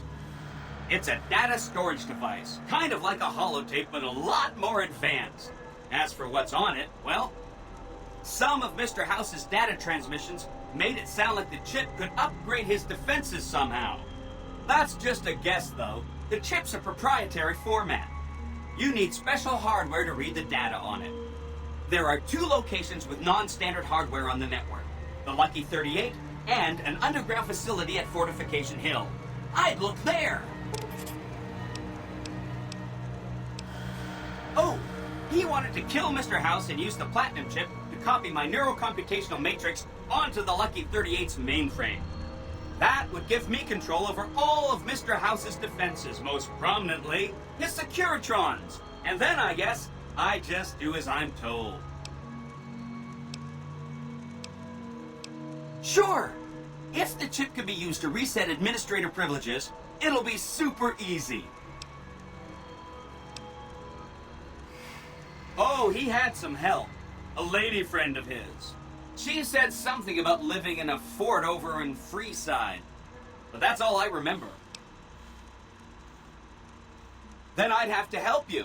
I mean, it seems pretty obvious Benny wouldn't have wanted me to. But hey, not my fault I can't say no. Again, goal number 1 is to eliminate Mr. House and install my neurocomputational matrix on the Lucky 38's mainframe. Given how you're a new arrival, I also recommend that you get to know some of the region's tribes, so you can decide how you feel about them. By the time you finished up all of that, the Legion should be close to attacking Hoover Dam, and we'll execute the last phase of the plan.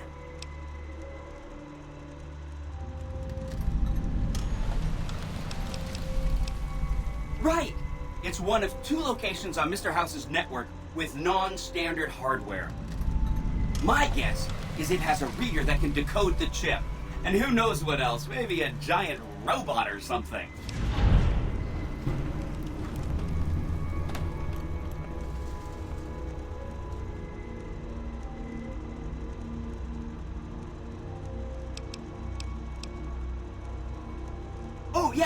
I'm sure you're right. I mean, for one thing, it's you saying it, and you always know what you're talking about. And if you had, you know, a huge killer robot at your command, yeah, that would just clutter things up.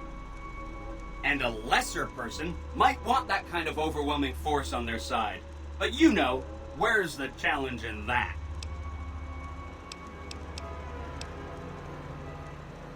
That's right. Like I said, it's probably pretty important because it has non-standard hardware, just like the Lucky 38.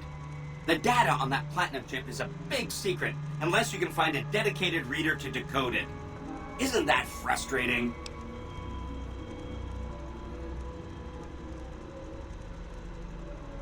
Neat. Let me know what you find out.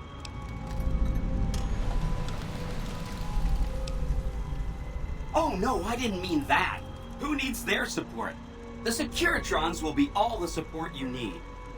What I meant is, you should get to know these tribes and decide which ones you like and which you don't.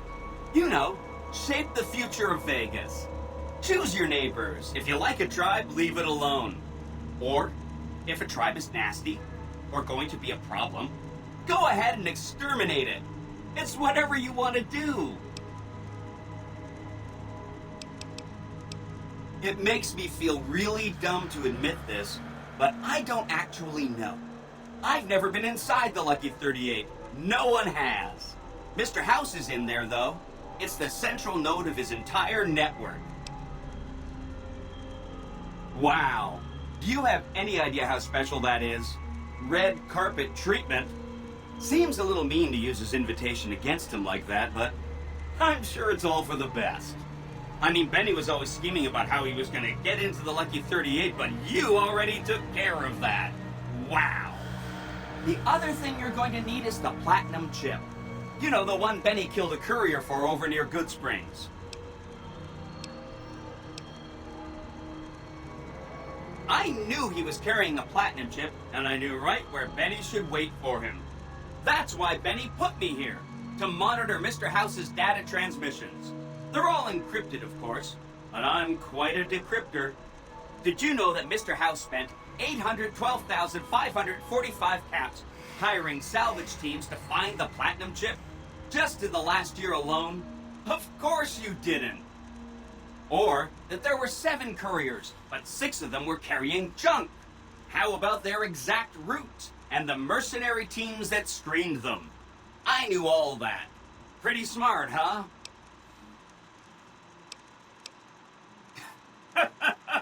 I know that's not true, because you still have a head.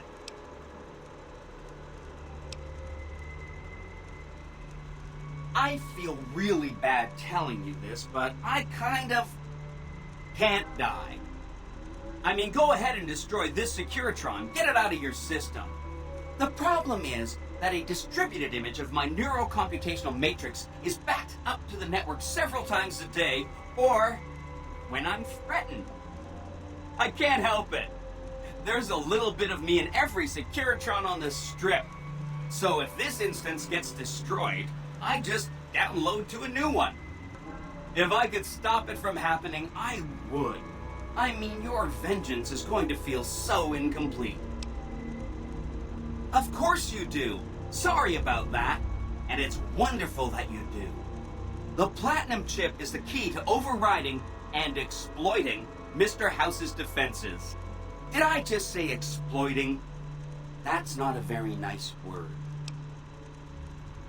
Sorry if that was getting boring.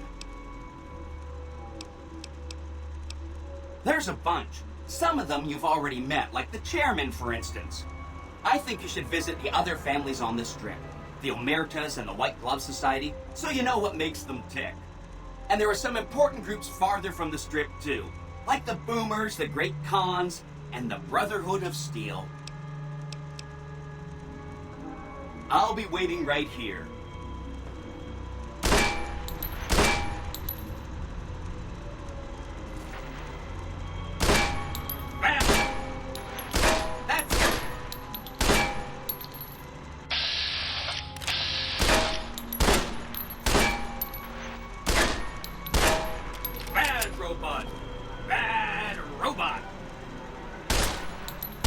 That's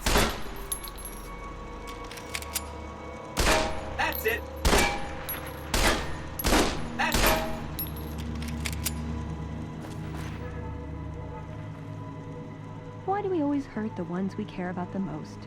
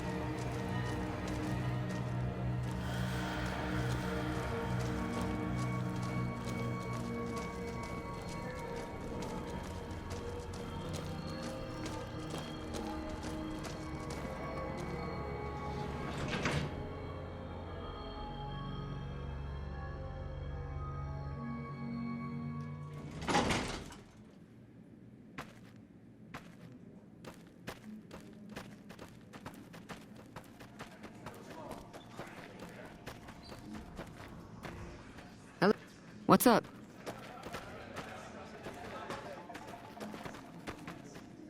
I dig this crazy slang.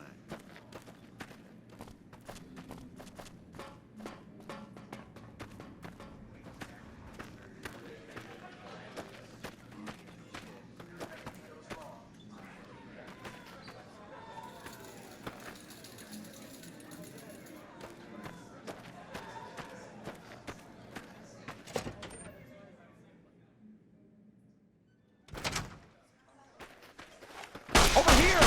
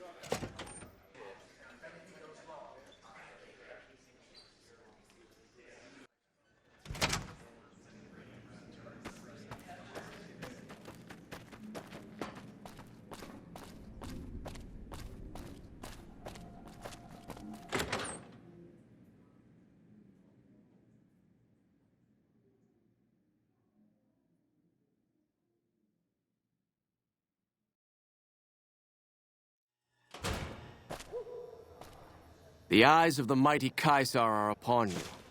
He admires your accomplishments and bestows upon you the exceptional gift of his mark. Your crimes against the Legion, including the death of the fearless Vulpes and Kulta, are hereby forgiven. Caesar will not extend this mercy again. My lord requires your presence at his camp at Fortification Hill. His mark will guarantee your safe conduct through our lands.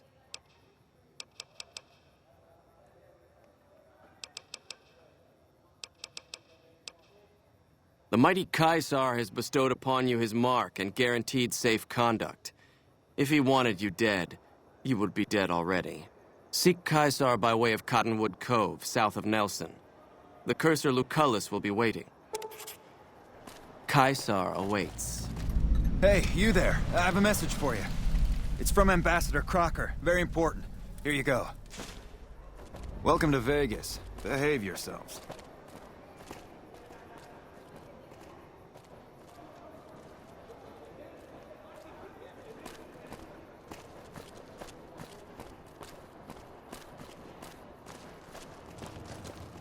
Patrolling the Mojave almost makes you wish for a nuclear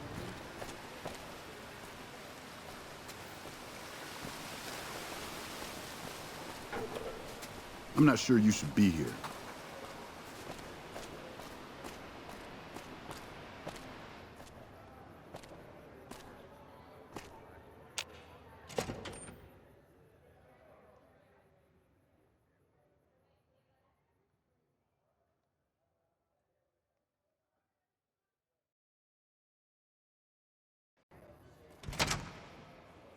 Beg your pardon, but could I trouble you to turn over your weapons? How frightfully uncouth. I'm afraid I must insist you relinquish your weapons. My deepest apologies for the slightest inconvenience. You have my assurance that everything will be returned upon your departure. But we simply can't have anyone waving their weapons around in the hotel. It's not the atmosphere we wish to cultivate.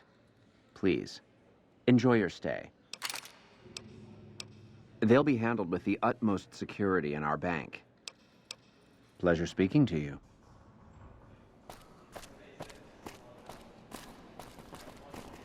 Morning.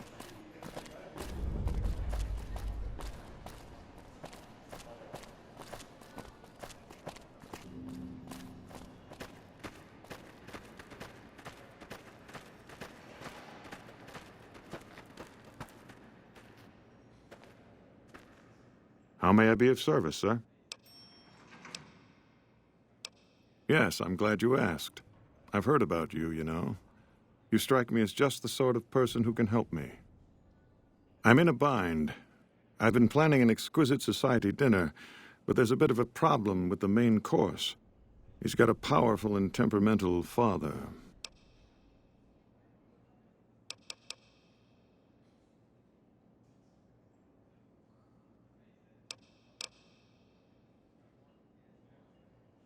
Yes, the wrong person. We scouted the right one for weeks. The heir to a mercantile empire, sort of a black sheep. He cut ties with his family and left their estate to wander.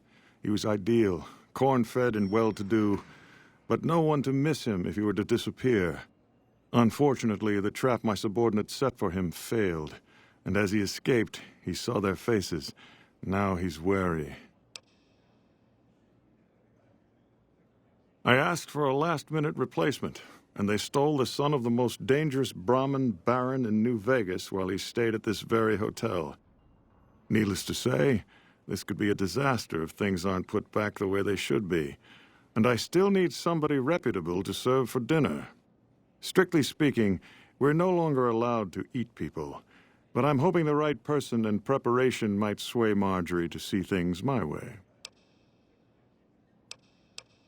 I need a replacement, and I need the boy taken care of. The replacement must be healthy and well-bred. One can't very well make steak from gristle. With so little time, we'll have to go after our original choice, Carlisle St. Clair. He lives in a shack north of here. For freshness, we need him alive. If you could send him here or knock him out with this and drag him into the dumpster next to his house, we can do the rest.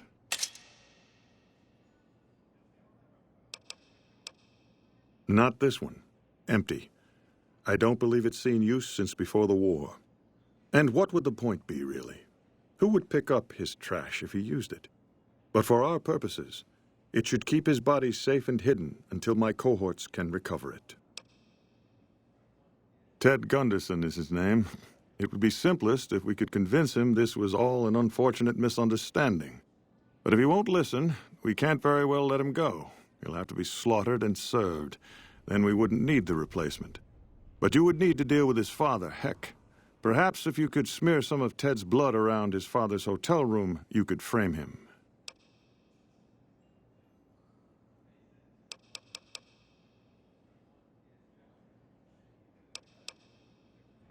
Her skin has a certain supple quality to it, doesn't it? She's kept it well.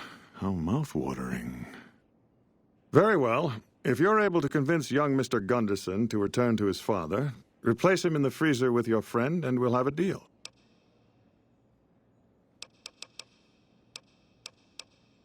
No. Everyone he meets, he tells the same story. That his son disappeared from the casino, not from his room. He'll look guilty.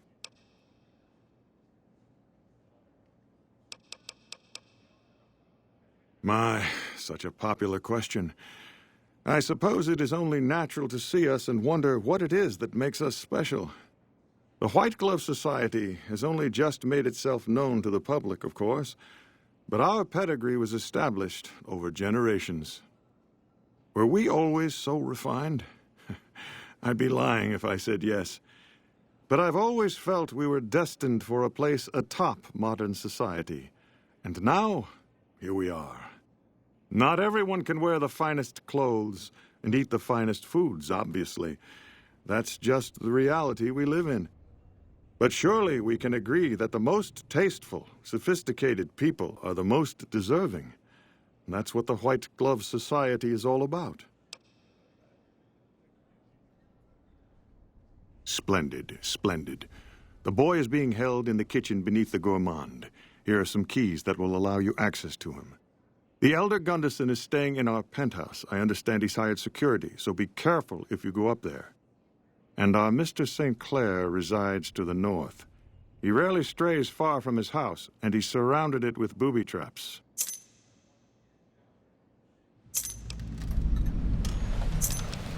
Indeed.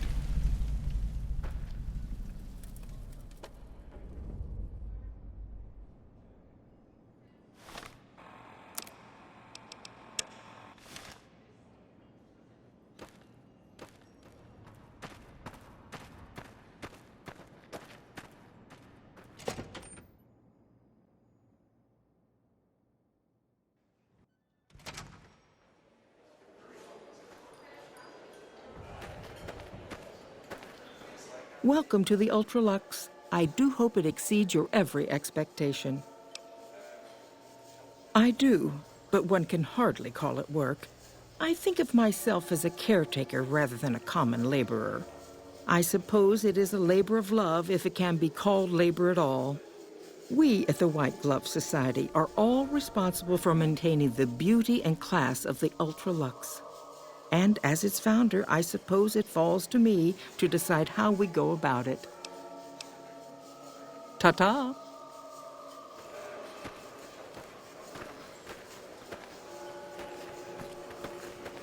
I waited months to get in here, but the place isn't nearly full. You think the waiting list is just for hype?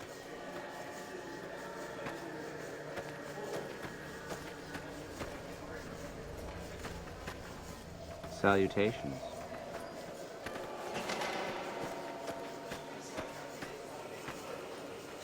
You look positively famished. We simply can't have that. You won't find better.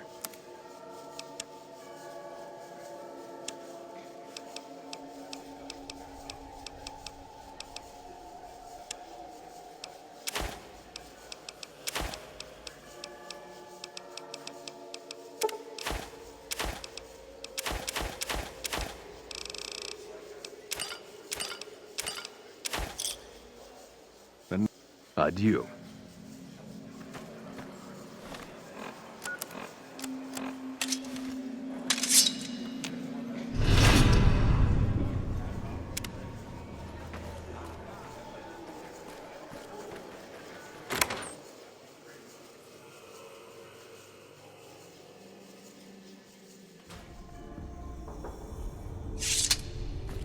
trouble.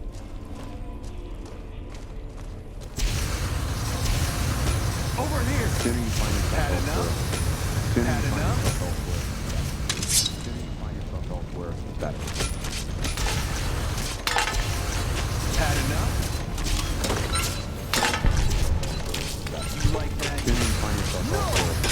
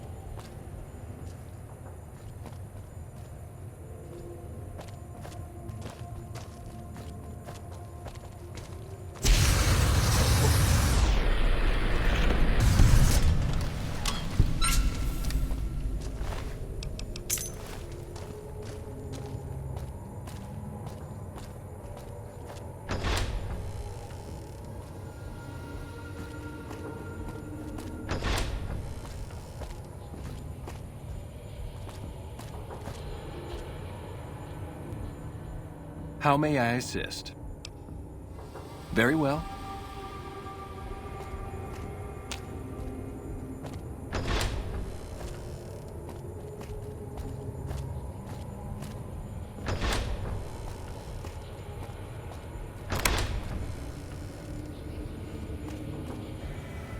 My daddy's gonna kill all you bastards once he finds out what you done to me. The hell you will.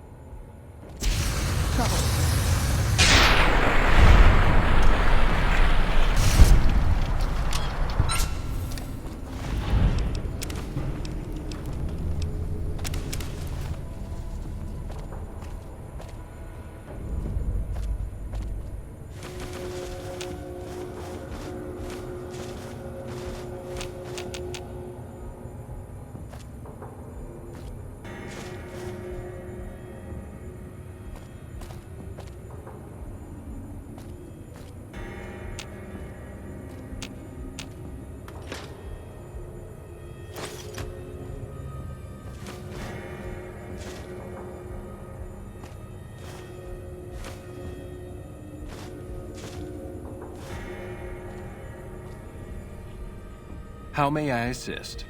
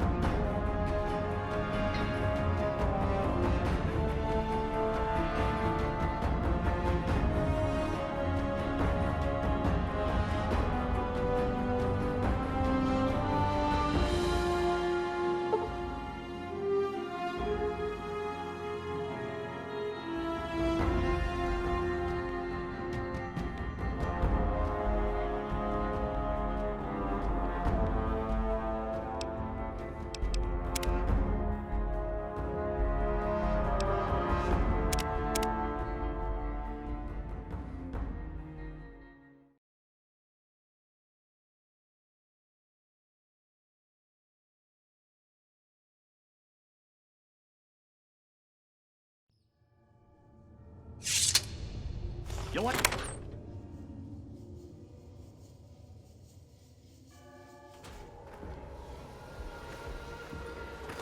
Hey! Over here!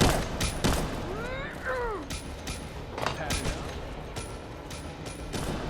Come on.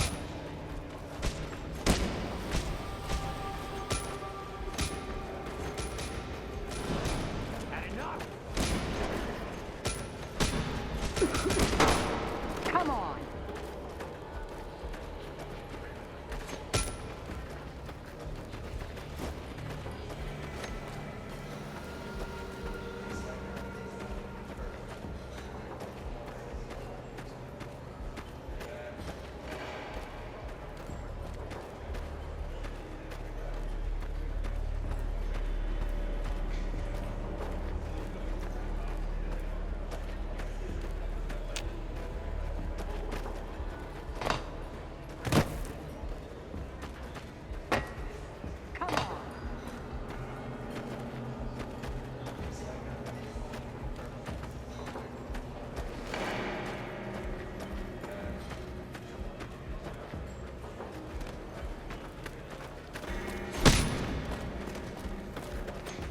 Had enough.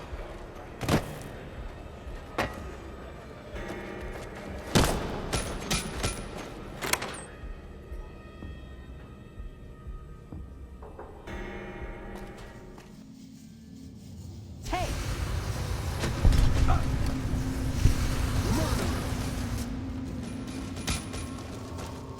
You like that?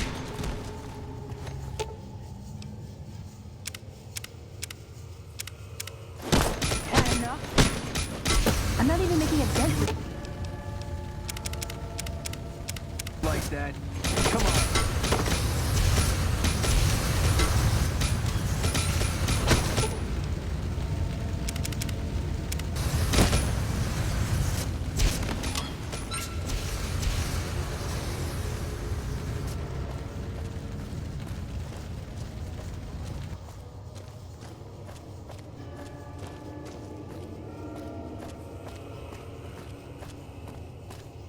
You, what do you think you're doing? Over here!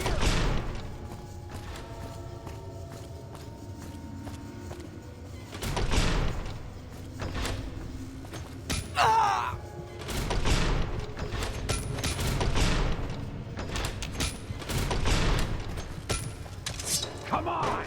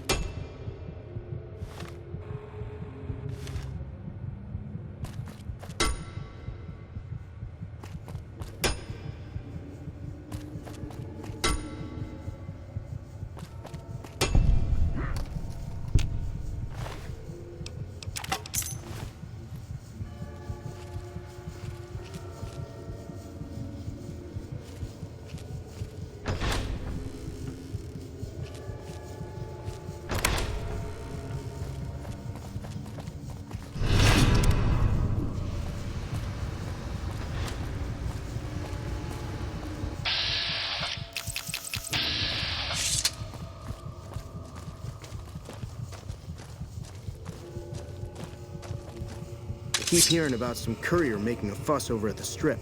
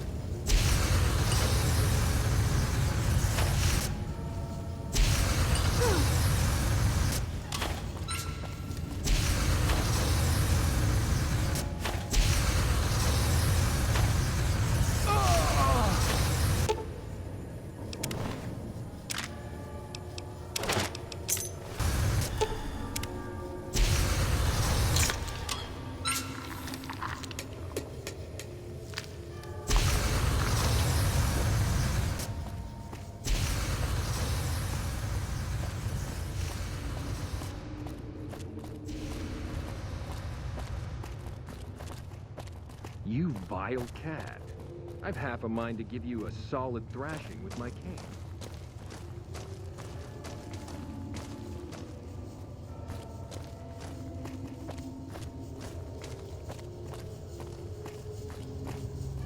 Loathsome wretch.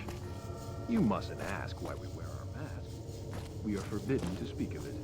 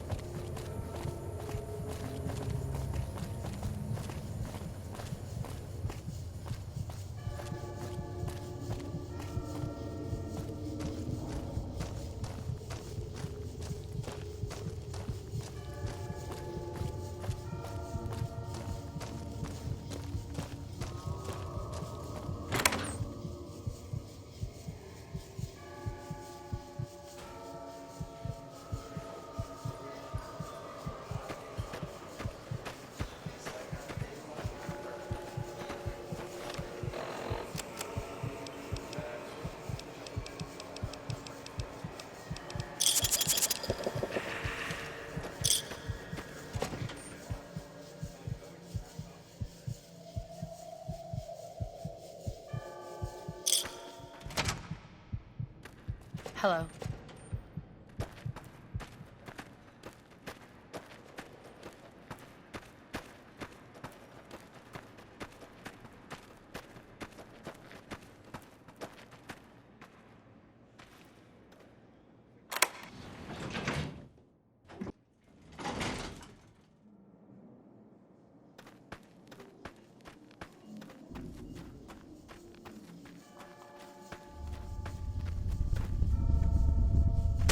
Over here. Come on.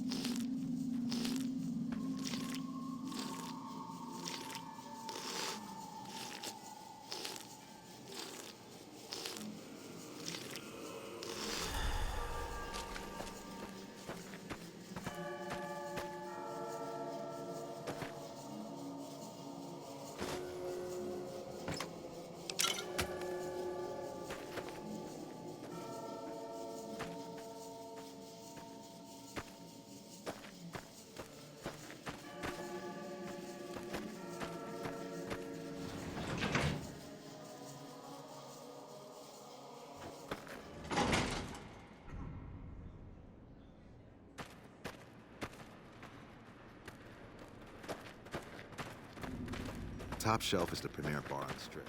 The drinks are overpriced. That's all.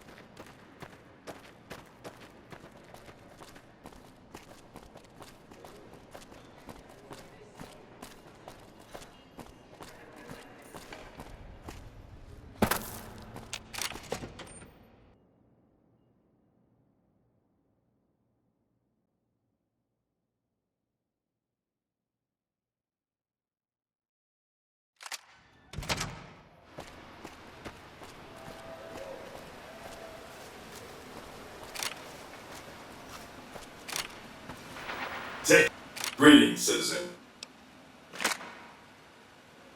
You've done the right thing, citizen. Reporting struggles, scuffles, and tussles is the civic duty of every man, woman, and child. Thanks to you, we can all sleep in our beds a little sounder, knowing that swift justice awaits those who take moral shortcuts for personal gain. Rest assured, I will apprehend the perpetrator and see him or her punished, even though in some ways, evil is its own punishment.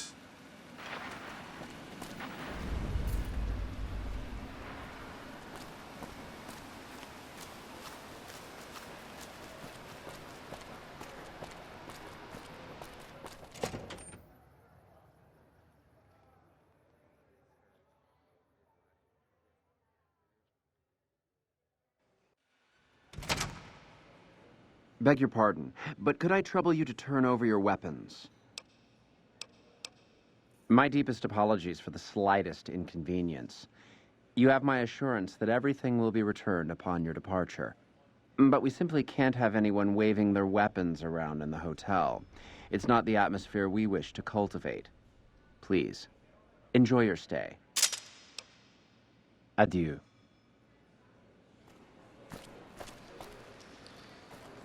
Gunderson. You're under arrest for the murder of Tank Gunderson. What in blazes? That's my son you're talking about. He ain't dead. I'm looking for him. It is my duty to inform you that murder is a serious crime. As a murderer, you should be feeling emotions such as guilt, sorrow, and shame. If not, you may wish to consult a mental health professional. Where's my son? What'd you do with my boy? I hope this experience has taught you an important lesson about the value of human life. You can't do this to me. This is a mistake. Dead or alive, you're coming with me. The hell I will. Stand back, citizens. Deceased bodies are a known source of illness and a potential tripping hazard.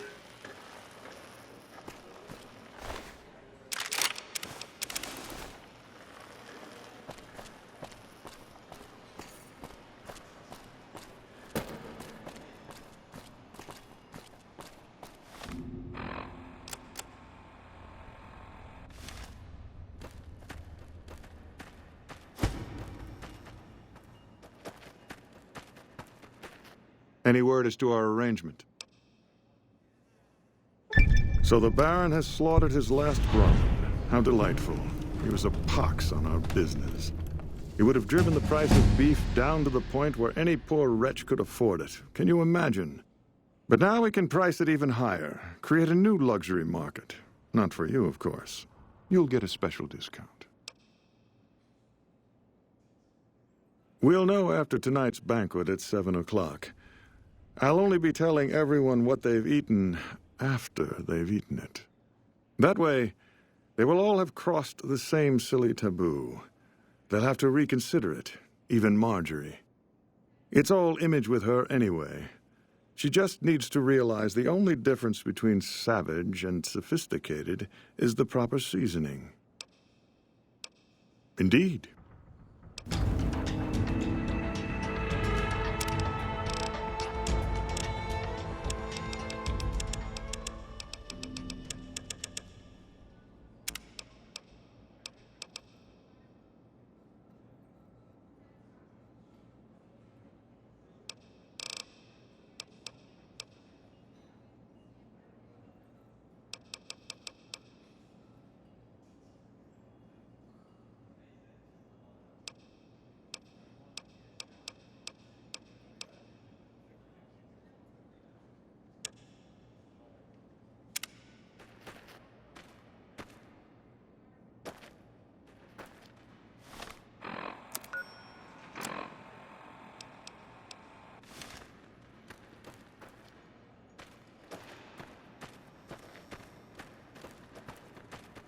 How do you fare?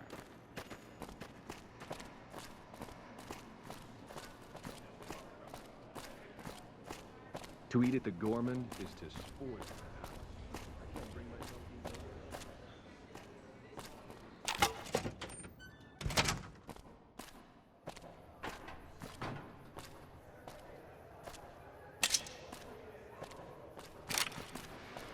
Word is you're getting popular in the Strip.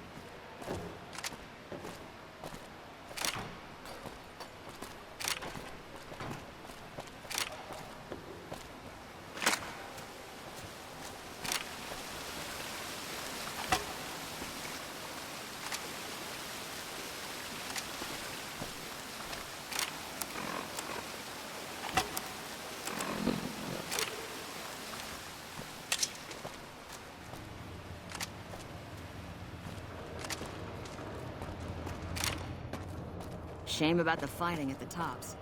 He's got the best patrons around here, hands down. Who would have thought a place like this would exist?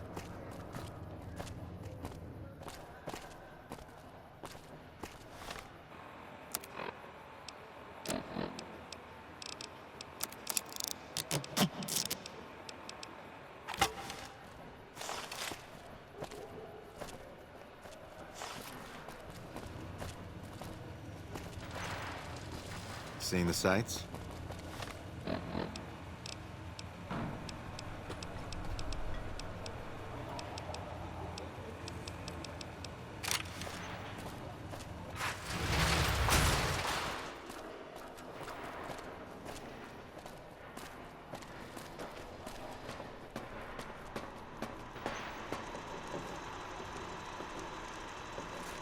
Well, howdy, partner. Good to see you again. Boss is waiting for you upstairs, so get a move on. See you soon.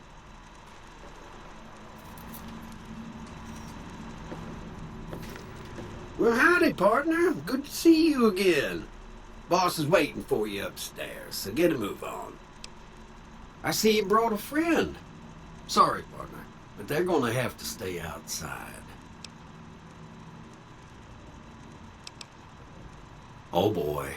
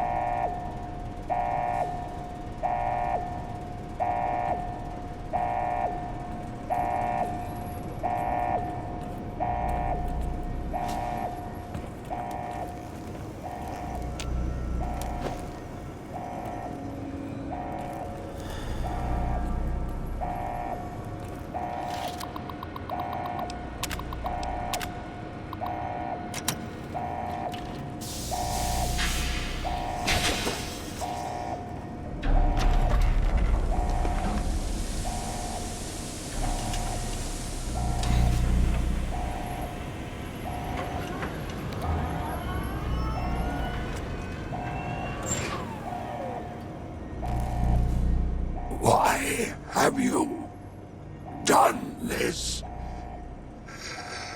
Centuries of preparation.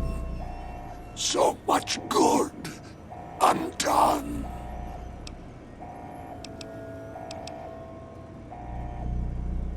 If personal gain, what you sought, should have done as asked. No! Don't disable Cerebro! I'd rather be killed! Just kill me!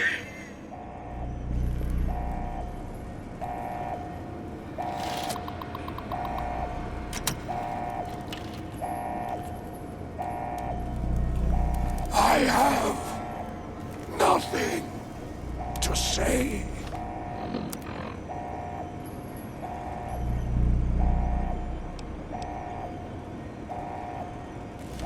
To you.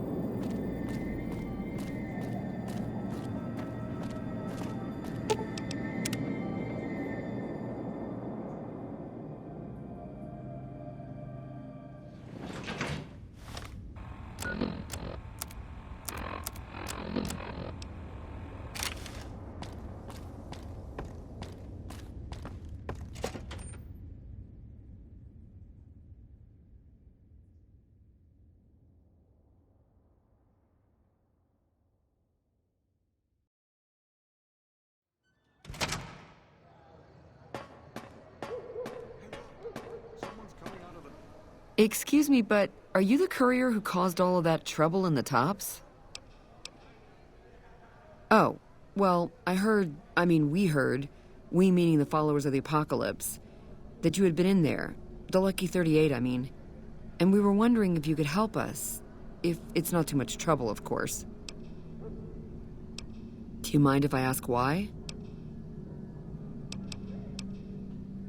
Great. You and every other asshole around here.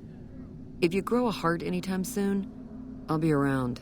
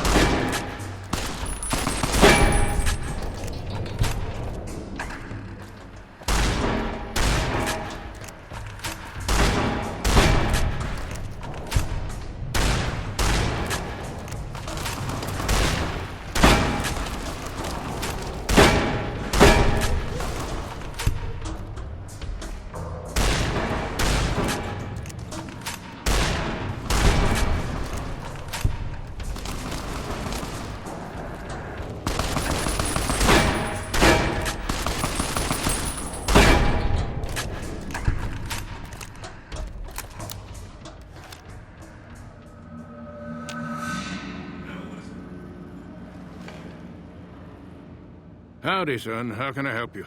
But make it quick. Goddamn heat's worse in this town than in the middle of a Brahmin herd at noon.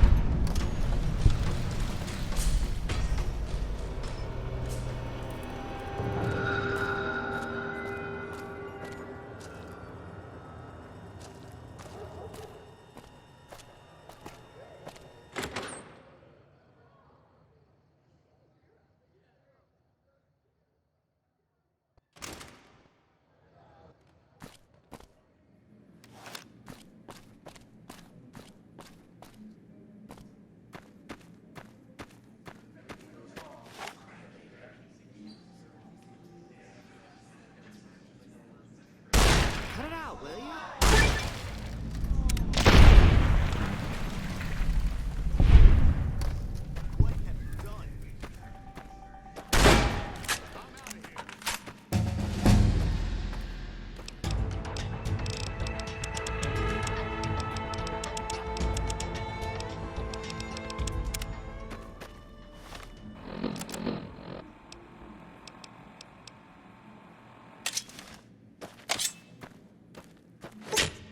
Hey!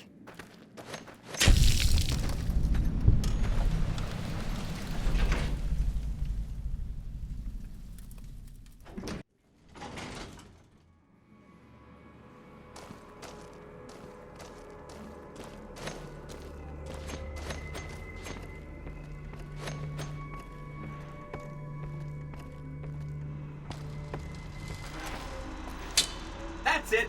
Make me take my medicine. Oh! Hi again! Can I help you with something else?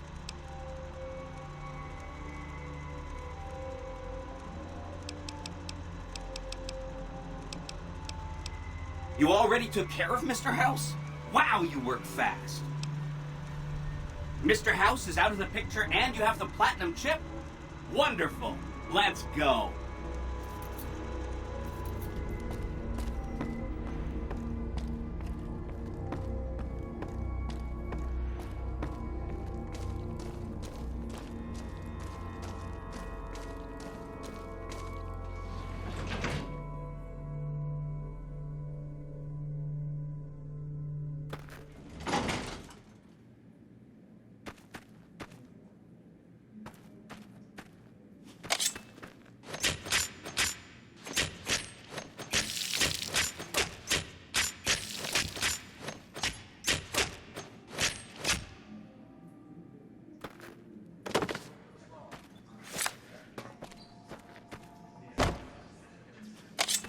Did you know this?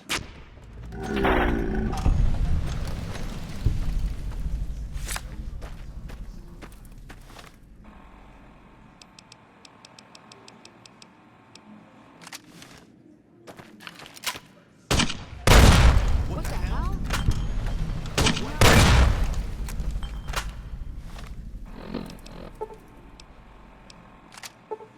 What have you done?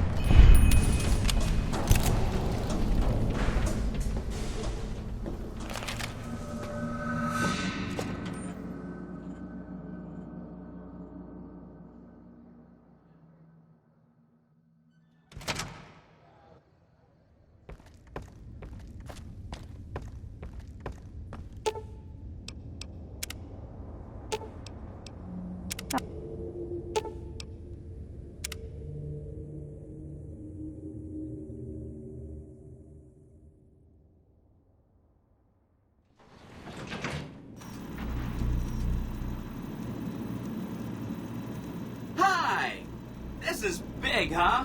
A very big moment. Here goes. I'll just take that platinum chip off your hands. Thanks. Wish me luck.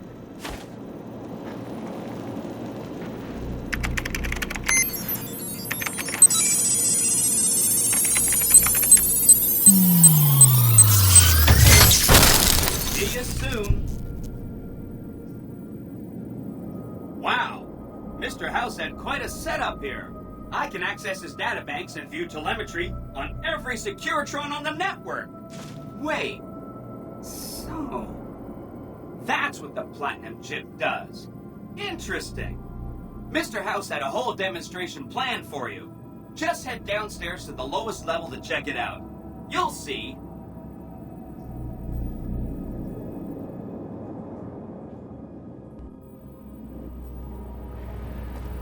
Step closer to the demonstration area, please. Okay, so you're familiar with Securitrons by now, obviously. I mean, some of your best friends are Securitrons, right?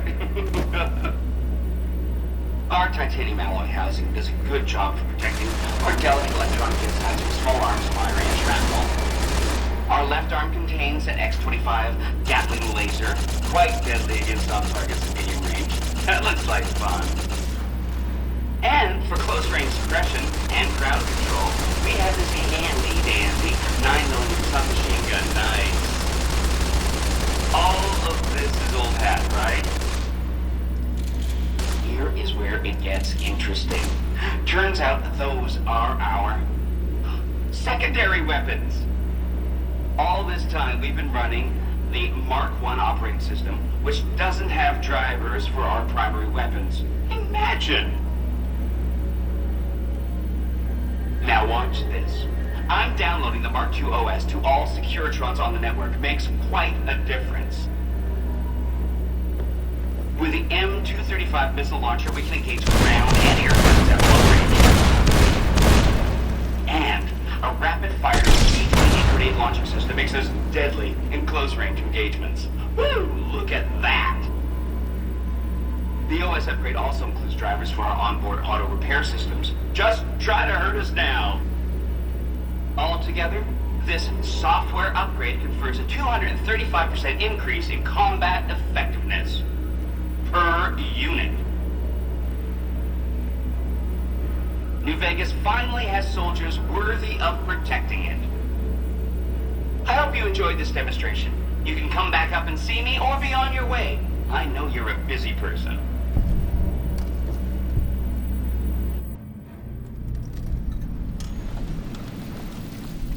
Every Securitron on the network has been upgraded. Pretty neat, huh? Here's a printout with some additional information. Oh, hi again. Can I help you with something else? Here's another one of my printouts. Read up.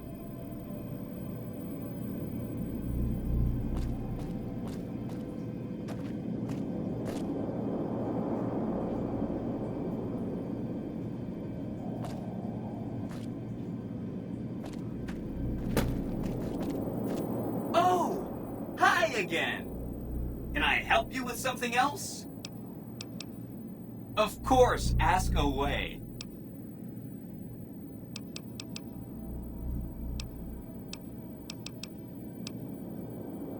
Say no more, say no more. If you say they're good, they're good. That's one down, 4 to go. The cons are just... they're a dirty people. They live in tents like animals, and they're very rude. They've been kicked around a lot, but no one's finished them off. Not yet, anyway. They were one of the tribes the 3 families pushed out of Vegas. A whole bunch got killed. So they settled at Bitter Springs, but they kept being so obnoxious, the NCR had to kill a whole bunch more of them. So then, they settled at Red Rock Canyon. There's just no getting rid of them. Sorry if that was getting boring. Please, go on.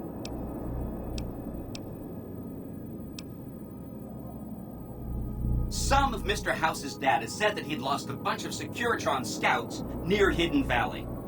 Telemetry showed that they'd been attacked with energy weapons. House was pretty sure it was the Brotherhood. There must be a bunch of them holed up there. Not a good place for a robot to visit. They go around in big suits of power armor, and they have lots of energy weapons. But there's a downside. They just have a thing about technology. They think it should all be theirs. If someone else has it, they get mad.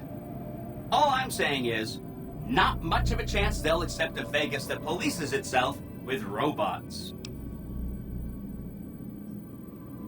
No rush. Take your time. Anything else I can help with?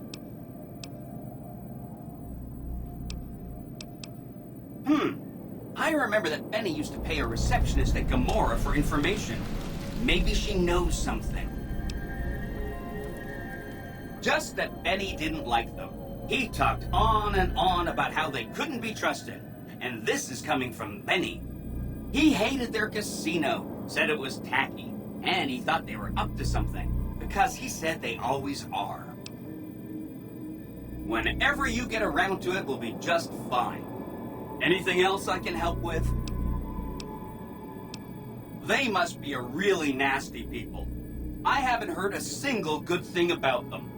They fire artillery on anyone who comes near their settlement at Nellis Air Force Base. Talk about rude. If they can be convinced to fire those big cannons at the Legion, or NCR though, well, that'd be neat, wouldn't it? Take all the time you need. Anything else I can help with? You set the pace. Anything else I can help with? You bet. Come back later if you need anything.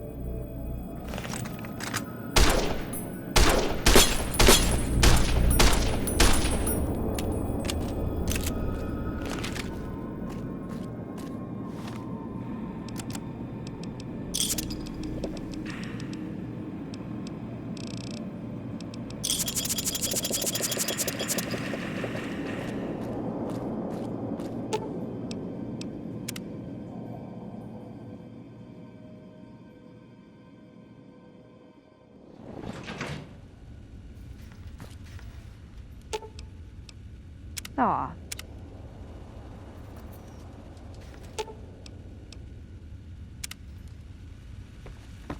Do not be alarmed. We have been upgraded to serve you better. Have a nice day.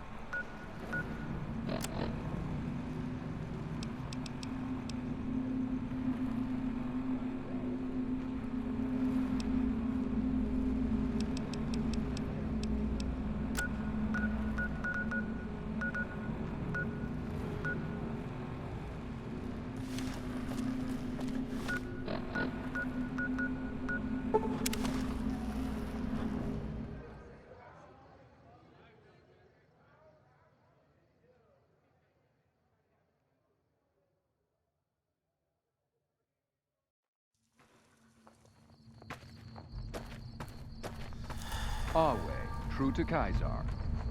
That we hold Nelson, that is Kaisar's will.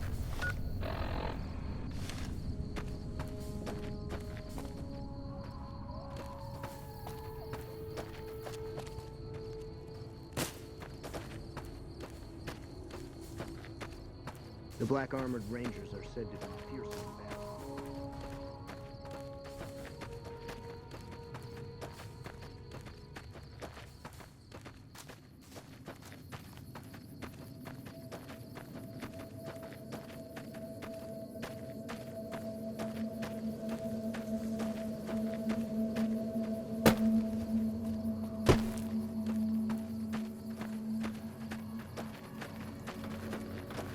What do you need?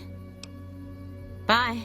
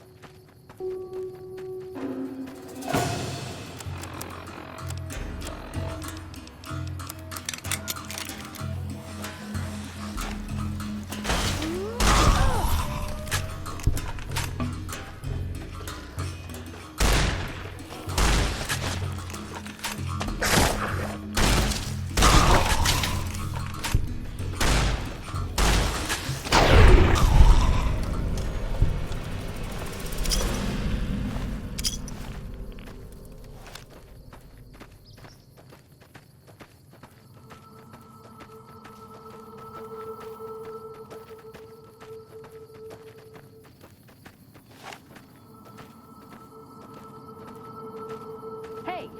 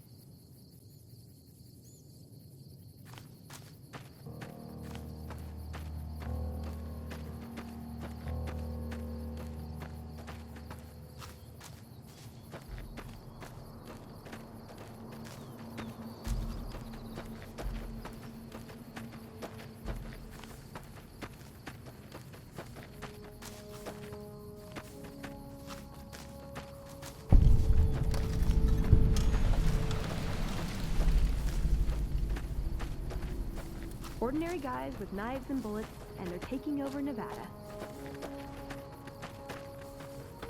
Halt! What business have you in Cottonwood Cove, outsider? Tread lightly, fool. You are entering Caesar's land. Aggressive acts against us will earn you a place on a cross. Turn back now or pay the consequences. You wear the mark of Caesar. You must be who Cursor Lucullus is waiting for. You may continue, but be warned. Mark or no, we will not tolerate aggressive action by visitors in the camp.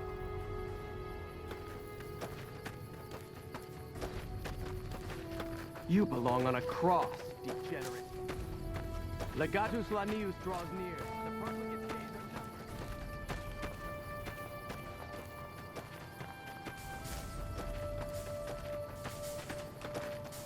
I'd rather kill you than talk to you.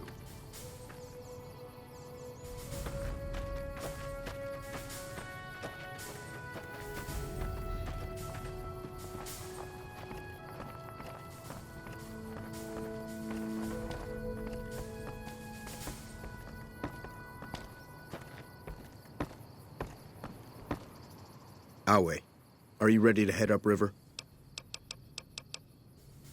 I am Cursor Lucullus, and my orders are to escort you to the Legion's camp at Fortification Hill. Are you ready to go? You'll be meeting face-to-face with the mighty Caesar himself, founder of the Legion, conqueror of 86 tribes. To my knowledge, this is the first time Caesar has ever summoned one of the dissolute to see him. Not even tribal chieftains receive this honor. All who are not Legion are dissolute.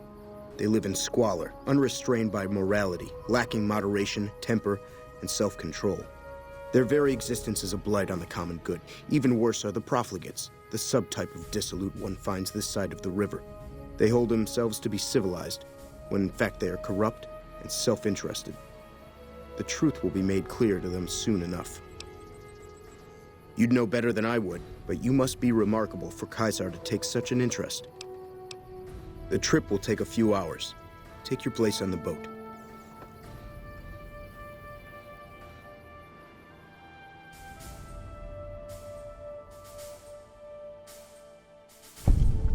By order of Caesar, all visitors must disarm and relinquish all banned items. This order also extends to the platinum chip you carry. For now. Caesar strictly forbids the use of chems and alcohol. By his order, all visitors must also relinquish their arms upon entry. If you come in peace, then there is no reason to not disarm. You will not be harmed unless Caesar wills it. Alcohol and all chems, including stims and other addictive items. Thus is Caesar's will. Do not test my patience. Your belongings will be returned to you when you leave.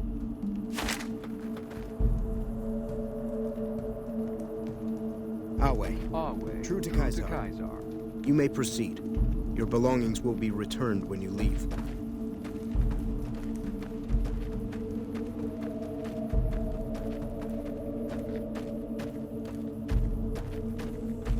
I'm looking forward to getting sent across. Excuse me.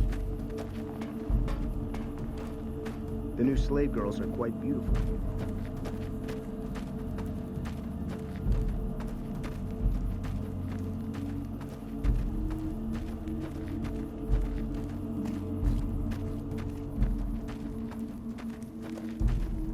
I'd rather kill you than talk to you. Don't bother me. I'm training to become a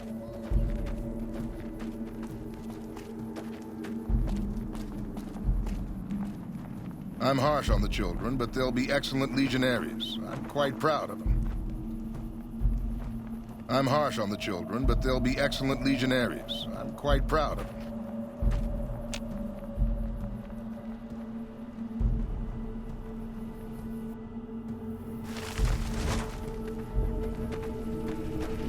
Slaves aren't much of a challenge in the arena. Awe, true to Caesar. Move along. I'm looking forward to getting sent across the river. If you're injured, I might have healing powder to spare. I never finished my training. The Legion saw to that when they overran my town. I do know basic first aid, but I've had to rely on tribal remedies to treat illnesses and injuries, healing powders and all that. I'm always running low on Xander root. Plenty of Brock flowers, though. Oh, I've been using 2 roots per flower. Thanks to you, I'll be able to create twice as much healing powder per day. For sale? I'm a slave, not a merchant.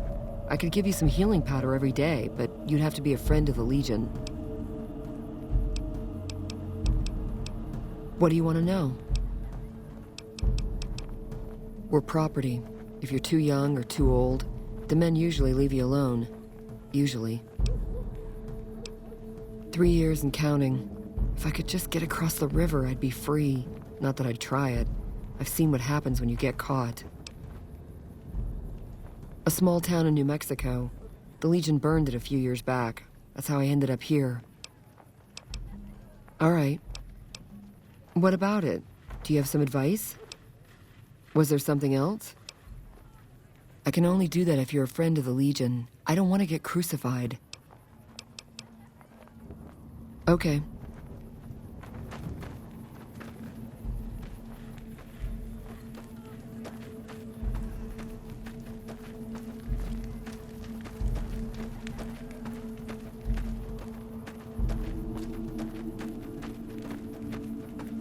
Legatus Linnaeus draws near. The profligate's days are numbered.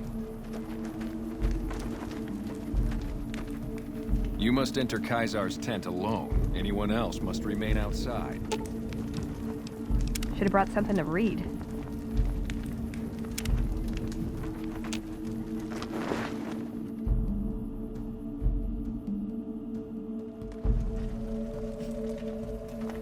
The mark of Kaisar protects you.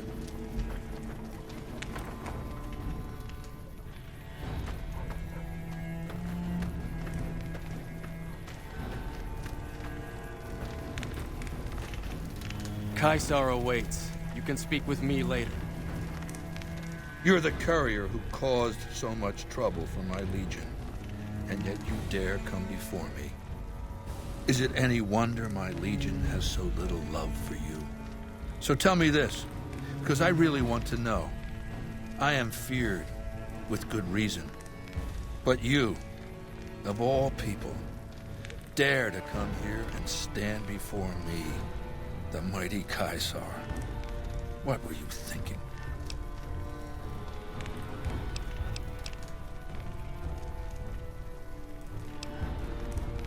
Maybe I should have you struck blind so my face is the last sight you ever behold. Look, you do know why I wanted to meet you, right? A man nearly kills you, so you track him across the breadth of the Mojave. You arrive on the strip and waltz into the Lucky 38 like someone left you a key under the doormat. You assassinate the head of the chairman in his own casino and get away with it. Then something happens to Mr. House's robot, some kind of military upgrade. But the topper, the coup de grace, Mr. House dies while you're visiting him at the Lucky 38. When you set your mind to something, you get results. I like that.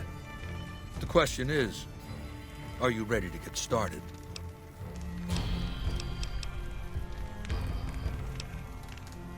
I have eyes and ears everywhere. It behooves me not to invade the West blind and deaf. It hasn't been hard to track your progress. It's not as though you've been keeping a low profile.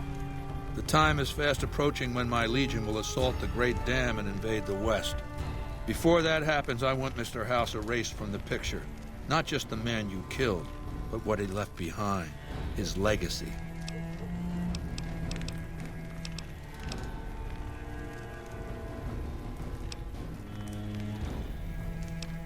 Oh, I'll give you the platinum chip, and then you'll use it exactly like I tell you to. Down the hill, at the west edge of camp, is an old building. It was here when the fort was taken in 2277. Inside the building is a hatch. And inside that hatch are 2 steel doors that bear the sigil of the Lucky 38 casino. Now that same sigil is on the platinum chip you were carrying. Isn't that interesting? Even more interesting There's a slot about the same size as the chip on the console that opens the hatch. So you know what I think? I think the platinum chip opens those doors. Doors that can't be pried open, or drilled open, or blasted open. Because all that, I tried. I don't know, and I don't like not knowing. I know Mr. House built it. I'm thinking it's probably some kind of weapon that he can't activate from a distance. You don't get it, do you? The weapons I wield are forged from blood, flesh, sinew, bone. Mortal stuff. Fragile, even. And yet my Legion obeys me even unto death. Why? Because they live to serve the greater good, and they know of no alternatives. House's machines, his technologies. What do they propose? The possibility of victory without sacrifice. No blood spilled, just rivets. That's not an idea to be put in circulation. If mankind's going to survive this moment in history, it needs warriors, not gadgets. I want you to destroy whatever you find in there, and then I want you to come back here and tell me about it. So go to the building and take this fucking platinum chip with you. My legionaries will meet you there, with your weapons and equipment. Goodbye.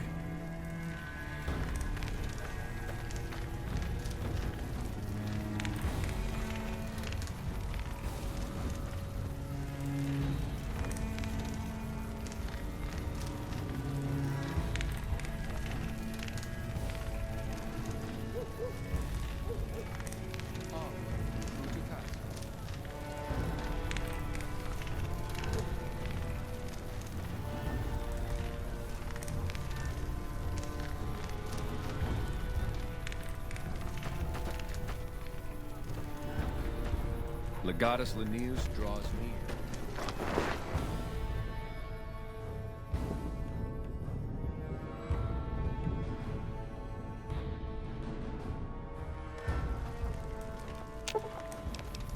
Aw, just when the standing around was getting exciting.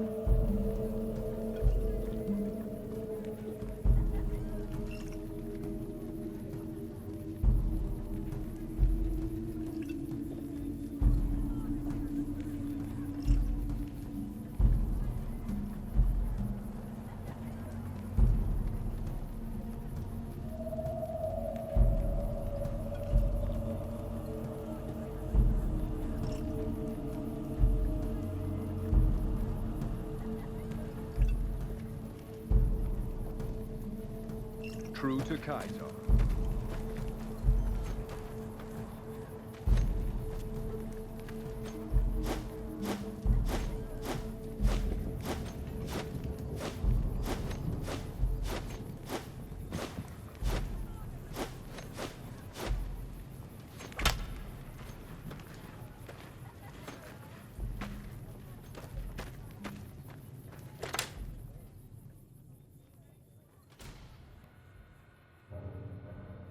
Kaisar has permitted your weapons to be returned to you while you serve him. Kaisar has put a lot of trust in you. Be worth it.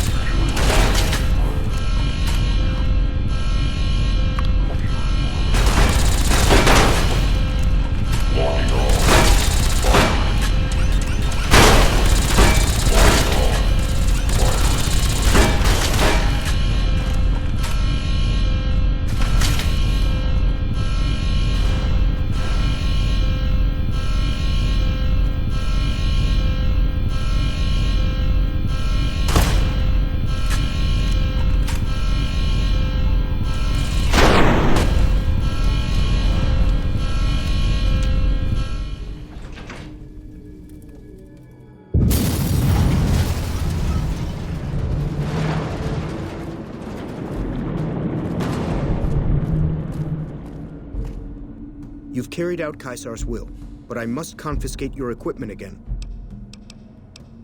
You're free to leave. Our way, true to Caesar.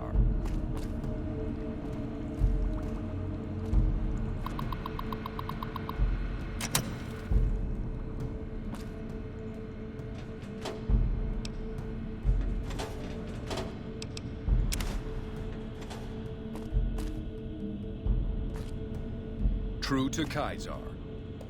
Have you seen the Legion's veterans arrived from Arizona? They are fearless.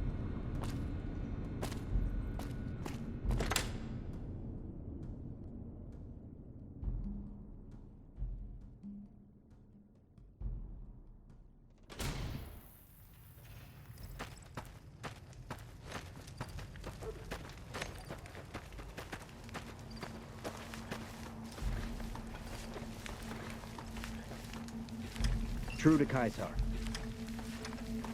True to Caesar.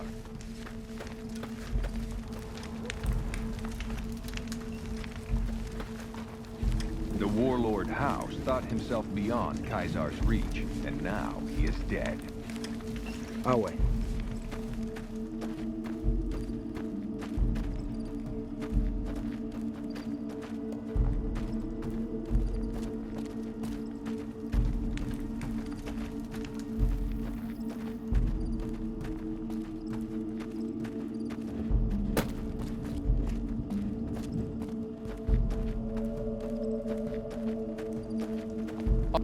You must enter Caesar's tent alone. Anyone else must remain outside.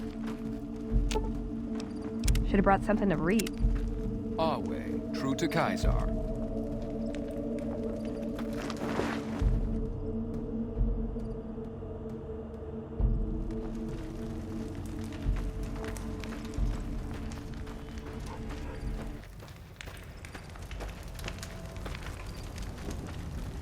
The new slave girls are quite beautiful. I felt the ground shake a while ago. I'll take that as a sign you've got the job done. I've read Mr. House's obituary. Had a high opinion of himself, didn't he?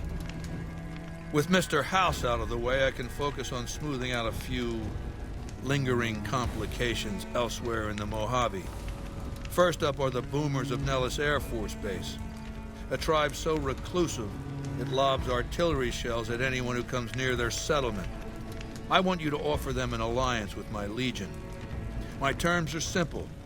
Target their guns against the NCR side of the dam when I assault it, and they can keep their freedom.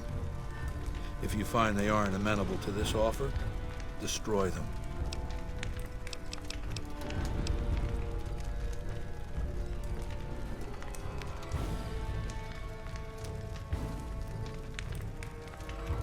It's called an autodoc.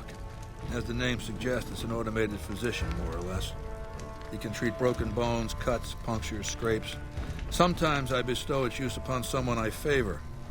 Makes for a powerful gift in a culture that forbids painkillers and is largely ignorant of medical science.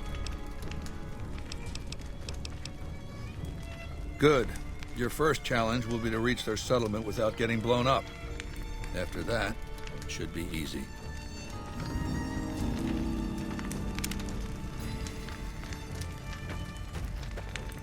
Awe, true to Caesar. It is a great honor for anyone outside the Legion to get an audience with Caesar.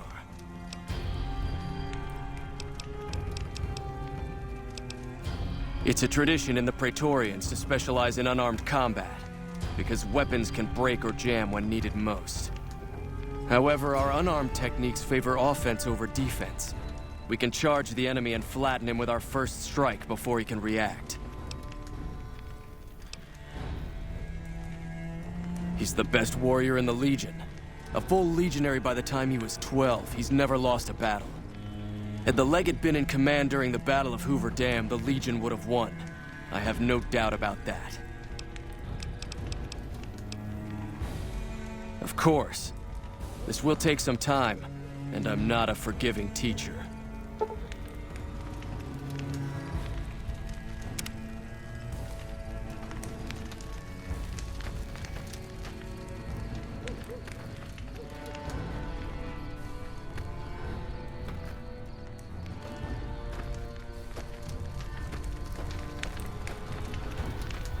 Yes. Do you have something to report? No. Legate Lanius is Caesar's second. The Legate replaced the Burned Man after the Legion's defeat at the Dam several years ago. The Burned Man was Caesar's advisor and general when the Legion was originally formed. The Burned Man led us to a disastrous defeat at the Dam. On Caesar's orders, the Burned Man was covered in pitch by the Praetorian Guard, lit on fire, and cast into the Grand Canyon. Caesar has forbidden us from ever speaking his true name again, and so we simply refer to him as the Burned Man. I'll answer if I can.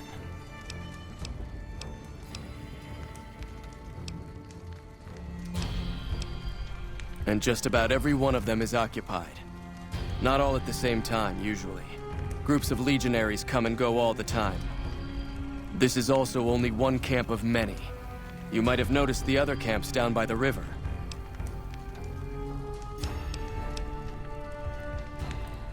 We had the numbers, but not the tactics. I know. I was there at Boulder City when we were defeated. We relied too much on veteran legionaries for direction and leadership, and the Rangers exploited our weakness by killing our best from afar. Caesar has taught us that over-reliance on firearms can only weaken us in the long run. It's why we train heavily with our blades and our fists. Unlike an NCR trooper, a legionary is always ready to fight, regardless of the circumstance he finds himself in.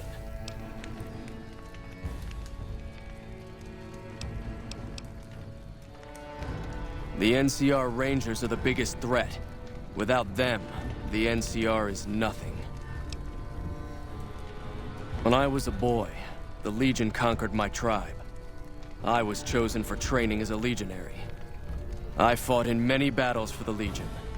Eventually, Caesar chose me to lead his Praetorian Guard. It was a great honor.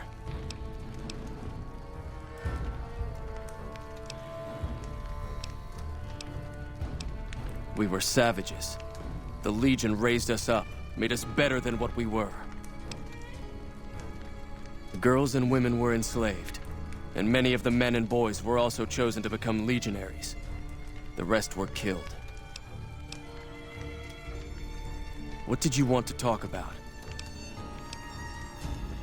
Very well.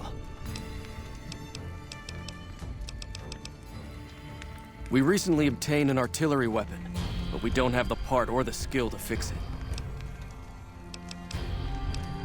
The best marksmen of the NCR are usually at the rear of any battle. The gun will allow us to strike at them. The trader Dale Barton salvaged it from a military base in Arizona. Yuma, I believe. The tribe calling themselves the Boomers is obsessed with such weapons, I've been told. You can probably find a spare firing mechanism there.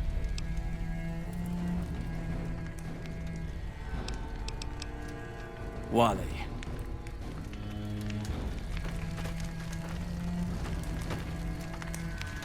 Have you brought news of the Boomers?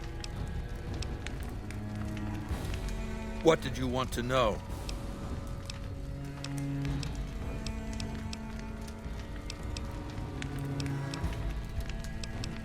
It's called an auto doc. As the name suggests, it's an automated physician, more or less. He can treat broken bones, cuts, makes for a powerful gift, and even with the Boomers to deal with, you have questions?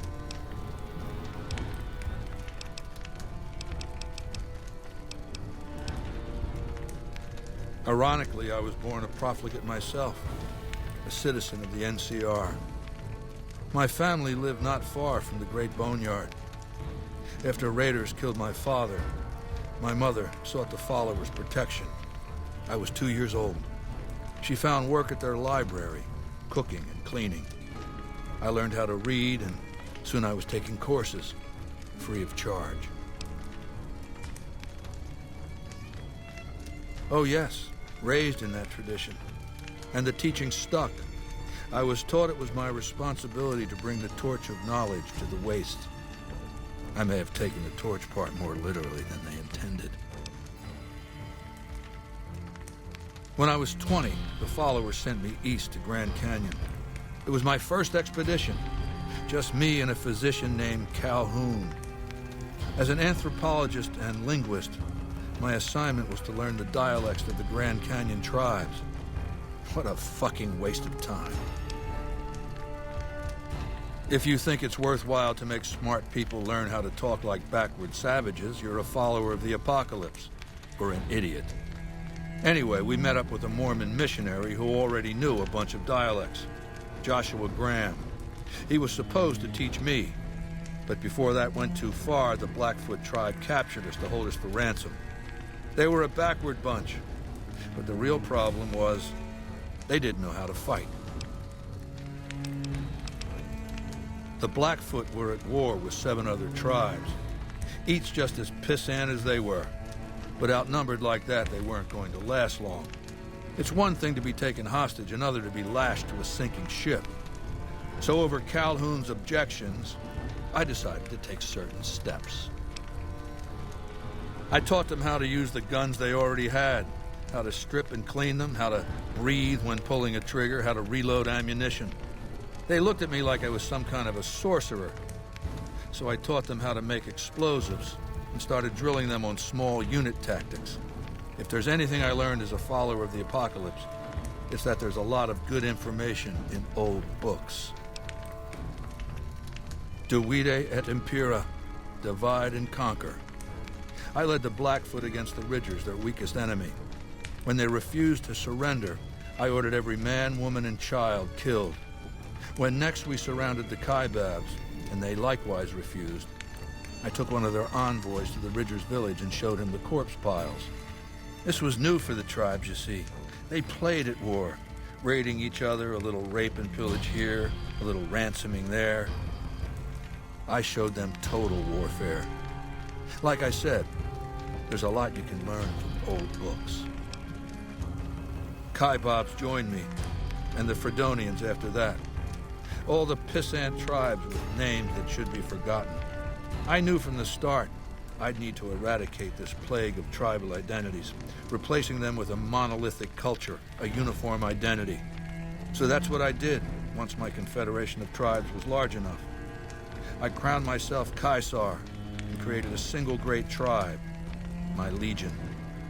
I sent Calhoun, the follower captured with me, back west with a message that I should not be interfered with. Joshua Graham, the Mormon interpreter, stayed with me and served as my first legatus. That's right. Decades of warfare, absorbing lesser tribes, gathering power, forging the dross into a vast, razor-sharp scythe. My legion's expansion has never ceased. Much of the Utah and Colorado and all of Arizona and New Mexico are mine. We have cities of our own, but nothing compared to Vegas. Finally, my legion will have its Rome. What else did you want to know?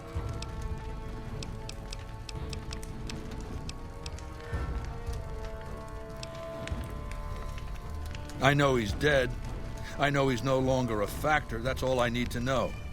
Losers don't matter in the history books. He's a fucking footnote. What else did you want to know?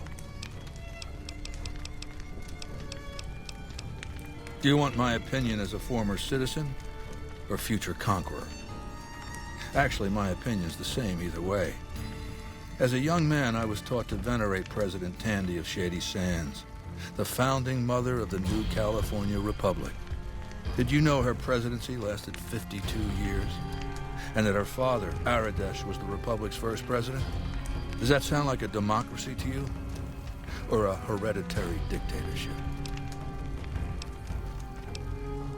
Because the council didn't dare oppose her. She was too popular.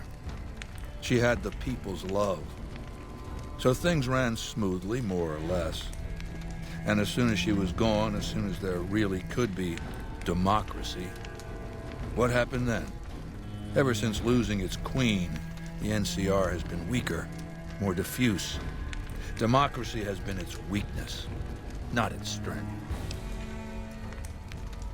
Greed runs rampant. The government is corrupt. accepting bribes from Brahmin barons and landowners to the detriment of citizens. The NCR is a loose conglomerate of individuals looking out for themselves. It's lost virtue. No one cares about the collective, the greater good. It's not built to last. I'm just hastening the inevitable. Of course, the most powerful my legion has faced. Also the first to which I am ideologically opposed. Until now, every tribe I've conquered has been so backwards and stunted, enslavement has been a gift bestowed upon them. My conquest of the Mojave will be a glorious triumph, marking the transition of the Legion from a basically nomadic tribe to a genuine empire. Just as my namesake campaigned in Gaul before he crossed the Rubicon, so have I campaigned and will cross the Colorado.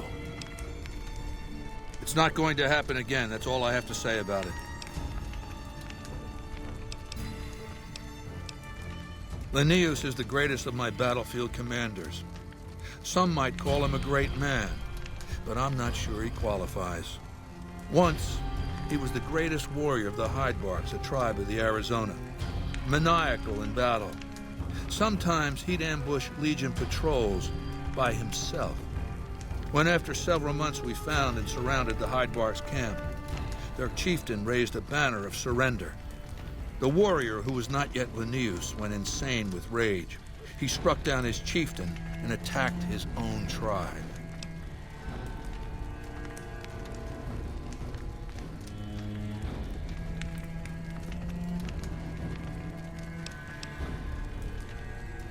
He killed 15 before they brought him down. He didn't die, obviously. I had him tended to. He was maimed, most of his face torn off. It was days before he regained consciousness. When he did, I went to his bedside and showed him the helmet I'd had forged to cover his face. I said he could have it if he'd fight for me. He accepted, on condition that he be allowed to kill the surviving males of his tribe. I said, make it the adult males, and you have a deal. Linnaeus is savage. Savagely loyal, too, but only to me. He has no love for my legion. But this has its uses. He has no attachment to his men, no compunction about battlefield losses. All he cares about is destroying the enemy. When another legatus or a centurion fails to achieve results, I send Linnaeus to make things right. His first step is to beat the failed commander to death in front of his assembled troops. Then he orders the ritual of decimatio. It means decimation, but in ancient Rome the word had a very specific meaning, a punishment for cowardice. The legionaries are lined up in ranks. Every 10th man steps forward and is beaten to death by his brothers. It instills a certain robust obedience. Yes, this time my legionaries will be more frightened of the commander behind them than the enemy before them. There will be no failure this time, no retreat, no years of gathering slaves and resources for another assault. With Linnaeus to drive the legion forward, the dam will be taken. It will be our bridgehead across the Colorado. And I've heard it's a bad idea to tempt the wrath of Caesar. Change the subject. What else did you want to know?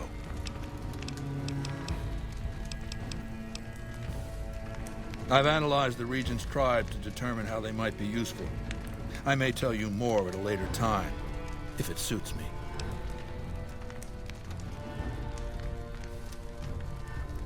What else did you want to know? My Praetorians embody the martial ideals of my legion. Each one of them has done enough conquering and killing to deserve the rank of centurion. Instead, I invited them to join my guard. So the invitee chooses whichever current guard he thinks is weakest and challenges him. The fight is to the death. It keeps them from getting complacent. Lucius has been the head of my guard for 5 years now. He was a subordinate guard for 8 before that. No invitee has dared to challenge him yet. Maybe it's an issue of respect. He is getting on in years. What else did you want to know? I used Imperial Rome as the model for my Legion precisely because it was so foreign, so alien. I'd seen what had become of the NCR's attempts to emulate the culture of pre-war America, the infighting, the corruption. Rome was a highly militarized autocracy that effectively integrated the foreign cultures it conquered. It dedicated its citizens to something higher than themselves, to the idea of Rome itself. In Rome, I found a template for a society equal to the challenges of the post-apocalyptic world, a society that could and would survive, a society that could prevent mankind from fracturing and destroying itself in this new world by establishing a new Pax Romana. It means a nationalist, imperialist, totalitarian, homogenous culture that obliterates the identity of every group it conquers. Long-term stability at all costs. The individual has no value beyond his utility to the state, whether as an instrument of war or production. No, I'll destroy it because it's inevitable that it be destroyed. It's Hegelian dialectics, not personal animosity. How do I put this basically enough? It's a philosophical theory, the kind you might encounter if you took time to read some books. The fundamental premise is to envision history as a sequence of dialectical conflicts. Each dialectic begins with a proposition, a thesis, which inherently contains or creates its opposite, an antithesis. Thesis and antithesis. The conflict is inevitable, but the resolution of the conflict yields something new, a synthesis, eliminating the flaws in each, leaving behind common elements and ideas. The bombs wiped the slate clean. Human civilization descended to a level of ignorance that effectively set our cultural progress back to zero. The NCR has all the problems of the ancient Roman Republic: extreme bureaucracy, corruption, extensive senatorial infighting. Just as with the ancient Republic, it is natural that a military force should conquer and transform the NCR into a military dictatorship. Thesis and antithesis. The Colorado River is my Rubicon. The NCR Council will be eradicated, but the new synthesis will change the Legion as well, from a basically nomadic army to a standing military force that protects its citizens and the power of its dictator. What else did you want to know? The boomers settled at the old air base northeast of Vegas many years ago. No one knows exactly how long it's been. It may be that no one's traded with them or even spoken to them that entire time. If so, they're sitting on one hell of a stockpile of ammunition. My scouts have seen people moving around the base. The perimeter's guarded, with spotters and towers directing the artillery fire. They must have extraordinary vision. Some of my scouts were targeted at extreme distances. So no, I can't tell you what to expect inside the base. No one's been inside it, except them. What else, then?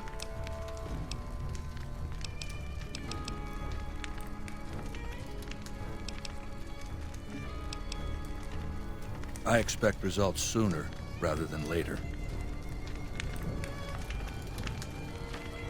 Away. True to Kaiser.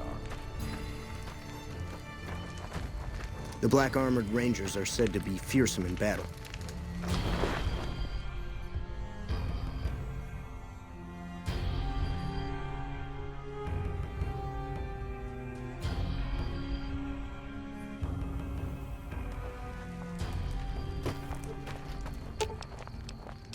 Our way, true to Kaiser.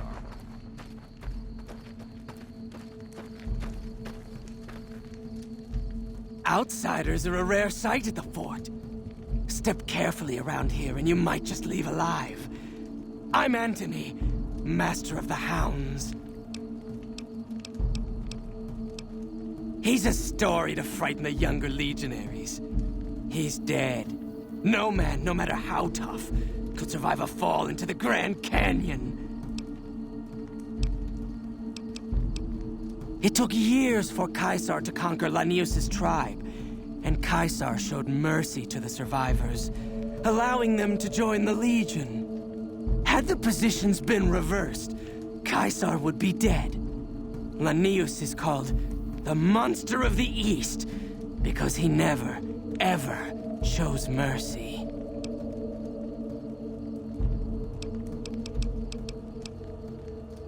Lupa. Yes, she's the mother of a lot of our best dogs. She's getting old, but she's still a tough old bitch. Aren't you, girl? Yeah.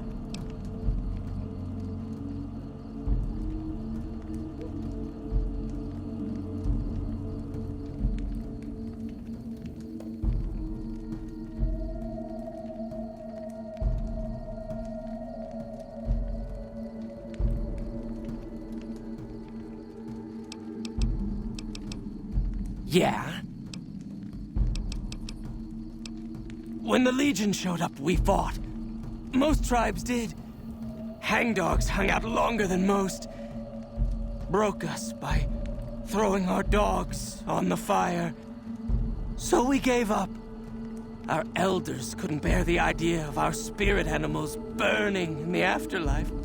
Caesar was impressed enough to conscript us. Use our skills with dogs to join the Legion as Hound Masters.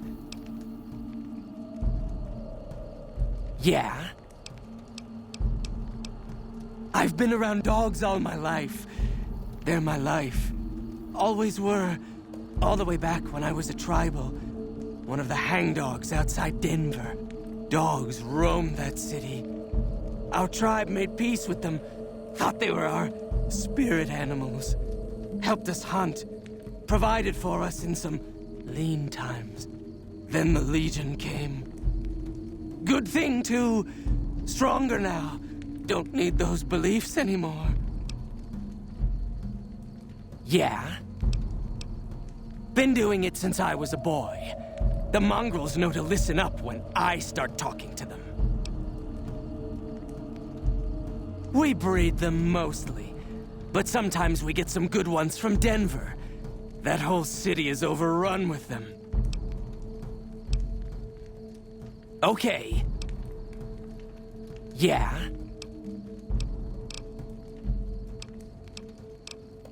Later.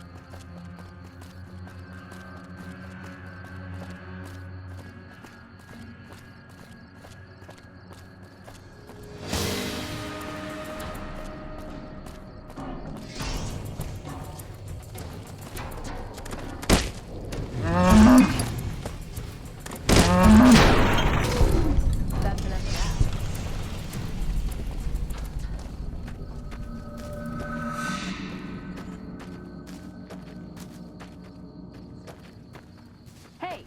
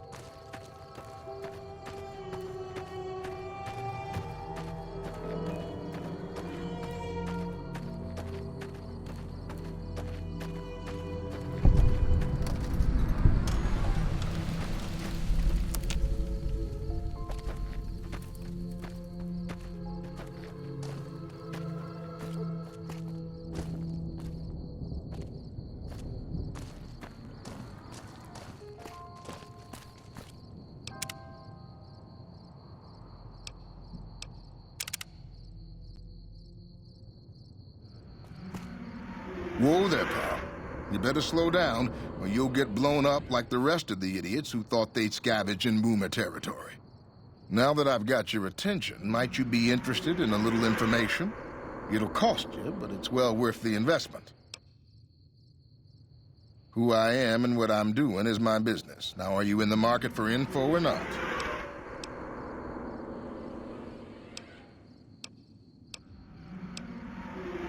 There is a way, and I'll tell you. For a little wager. Well, I know the secret to get past. If you give me the caps, I'll tell you. If you make it back alive, I'll double your money.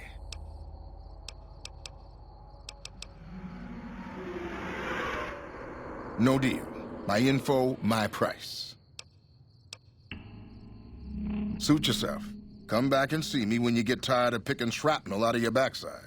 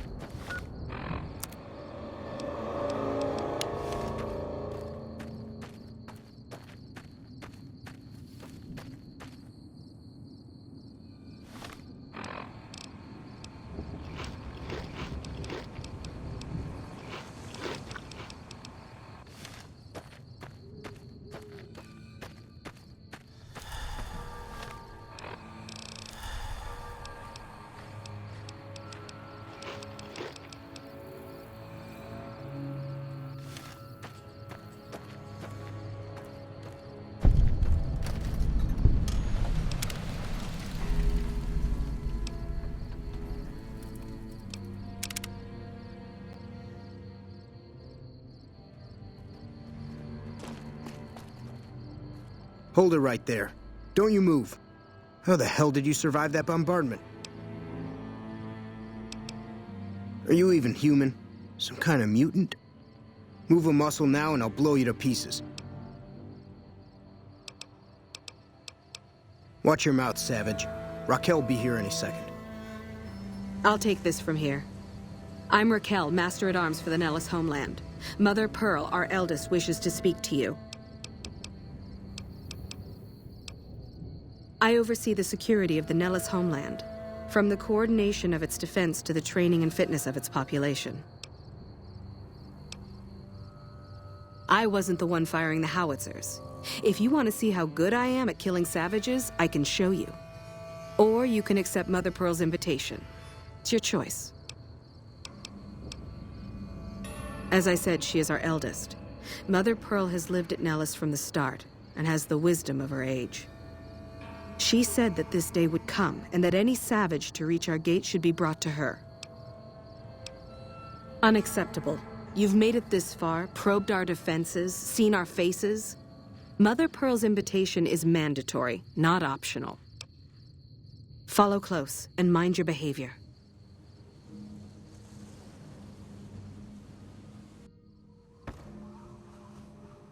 Welcome, child. Took your sweet time getting here, didn't you? I've been waiting a good 5 years for an outsider to come along and visit. Those howitzers of ours aren't just for entertainment, child. Explosive ordnance is what keeps the savages at a distance. Except you.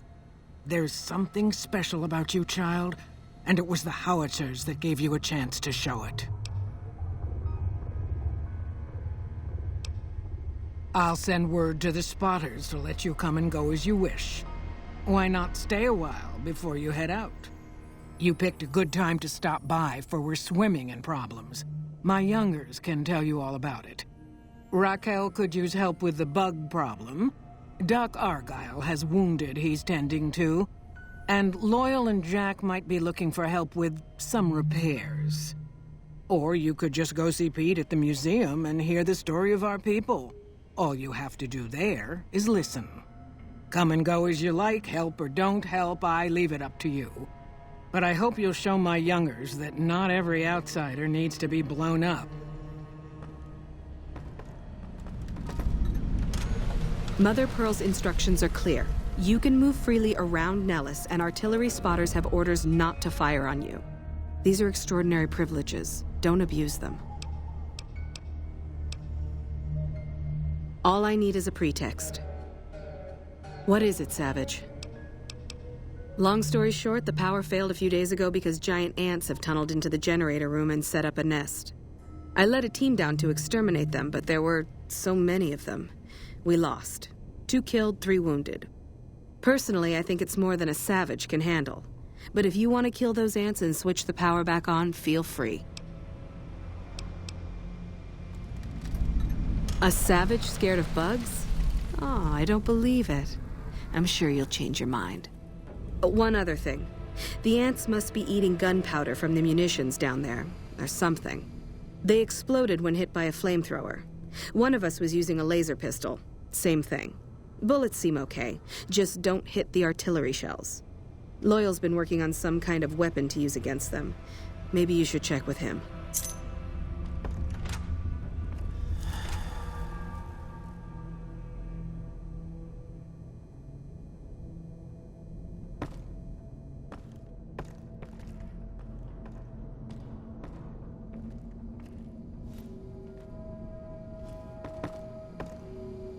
How is your visit with us going, stranger? They are too rare and valuable to simply give away, nor have you proven yourself a friend. Each of the elders would appreciate assistance with various issues here in Nellis. Seek out Jack, Loyal, Raquel, and Argyle. They will guide you. I haven't heard anything. You must not be trying hard enough. See ya.